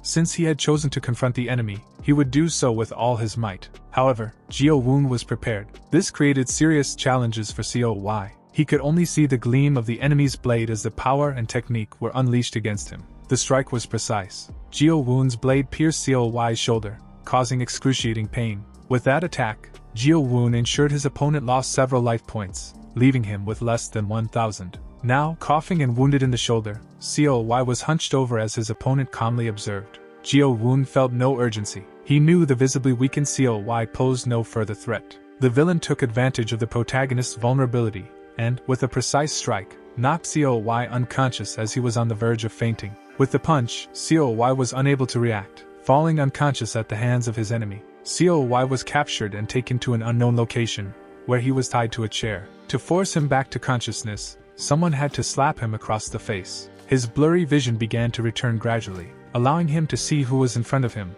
though he was still very weak. As he observed his situation, he realized that Geo Woon had taken him to a cave and, judging by his body's condition, he had been subjected to severe torture. His body bore marks. 24 areas were twisted or injured, including a wound on his lower earlobe, pain in his phalanges, and numbness in his left hand. His life points were below 100, his internal strength barely surpassed 4,000 points, and his combat power was below 10,000. It was evident that he had suffered a massive beating. A voice announced that he had regained consciousness. This person spoke with Geo Woon, saying it was good that the protagonist was finally awake. COY recognized the accomplice of the Earth Demon spy. This man was known as the Phantom Eye of the Demon King from the Red Demon Court, a figure whose presence carried the value of a perception token. His utility rating was 95, and he was an ally of the Celestial Demon's first disciple. With 350,000 life points and 310,000 internal strength, the man was clearly superior. Even the Ian examination, which was supposed to be calm and straightforward, had been made dangerous by him. The Phantom Eye noticed that CLY recognized him but wanted to hear the protagonist's thoughts on the word perception. Eager to start the interrogation, he asked what CLY had been spying on while making others look like fools. He also questioned who had sent him. Still dazed, CLY replied that he didn't understand anything the man was saying, which made him furious. The interrogator decided to be clearer, believing this would make the process more effective. He used the bone muscle crusher on CLY's wounds, causing intense pain. The protagonist felt the impact of the pain on a deeper level. The man, relentless, asked again who had sent him. CLY knew it was impossible to survive in the Supreme Court without a minimum level of skill and some affiliation. Smiling, he replied that someone was helping him. When asked who, he said it was the Lord of the Supreme Court. The interrogator realized it was a lie but decided to continue. Determined, the Phantom Eye pushed the interrogation forward, trying to get CLY to reveal what he knew. The protagonist, accustomed to using such techniques to gather information, now found himself on the receiving end. He knew that, regardless of what he did, he wouldn't leave alive, so he would only respond with what he truly wanted to say. Geo Woon's ally remarked that they still had time and could continue. However, COY calmly stated that if he hadn't been taken down by the end of the admission battalion, the interrogator would have serious problems to deal with. The man's expression suggested that COY's words made sense. The Phantom Eye, now angry, asked how COY could be so sure. Without hesitation, the protagonist replied that it would happen because the Earth Demon would come looking for him. COY continued, saying that they had been trying to make him fail the exam from the very beginning. The first disciple's ally grew angrier, and when COY revealed that he knew the secret of the Supreme Court's Lord, the tension in the air escalated further. The man merely remarked that COY was a joker. To him, it didn't matter whether or not the protagonist truly knew the secret he claimed. As an expert in such situations, COY knew exactly what they were trying to extract from him. He asked whom the Lord of the Court would blame,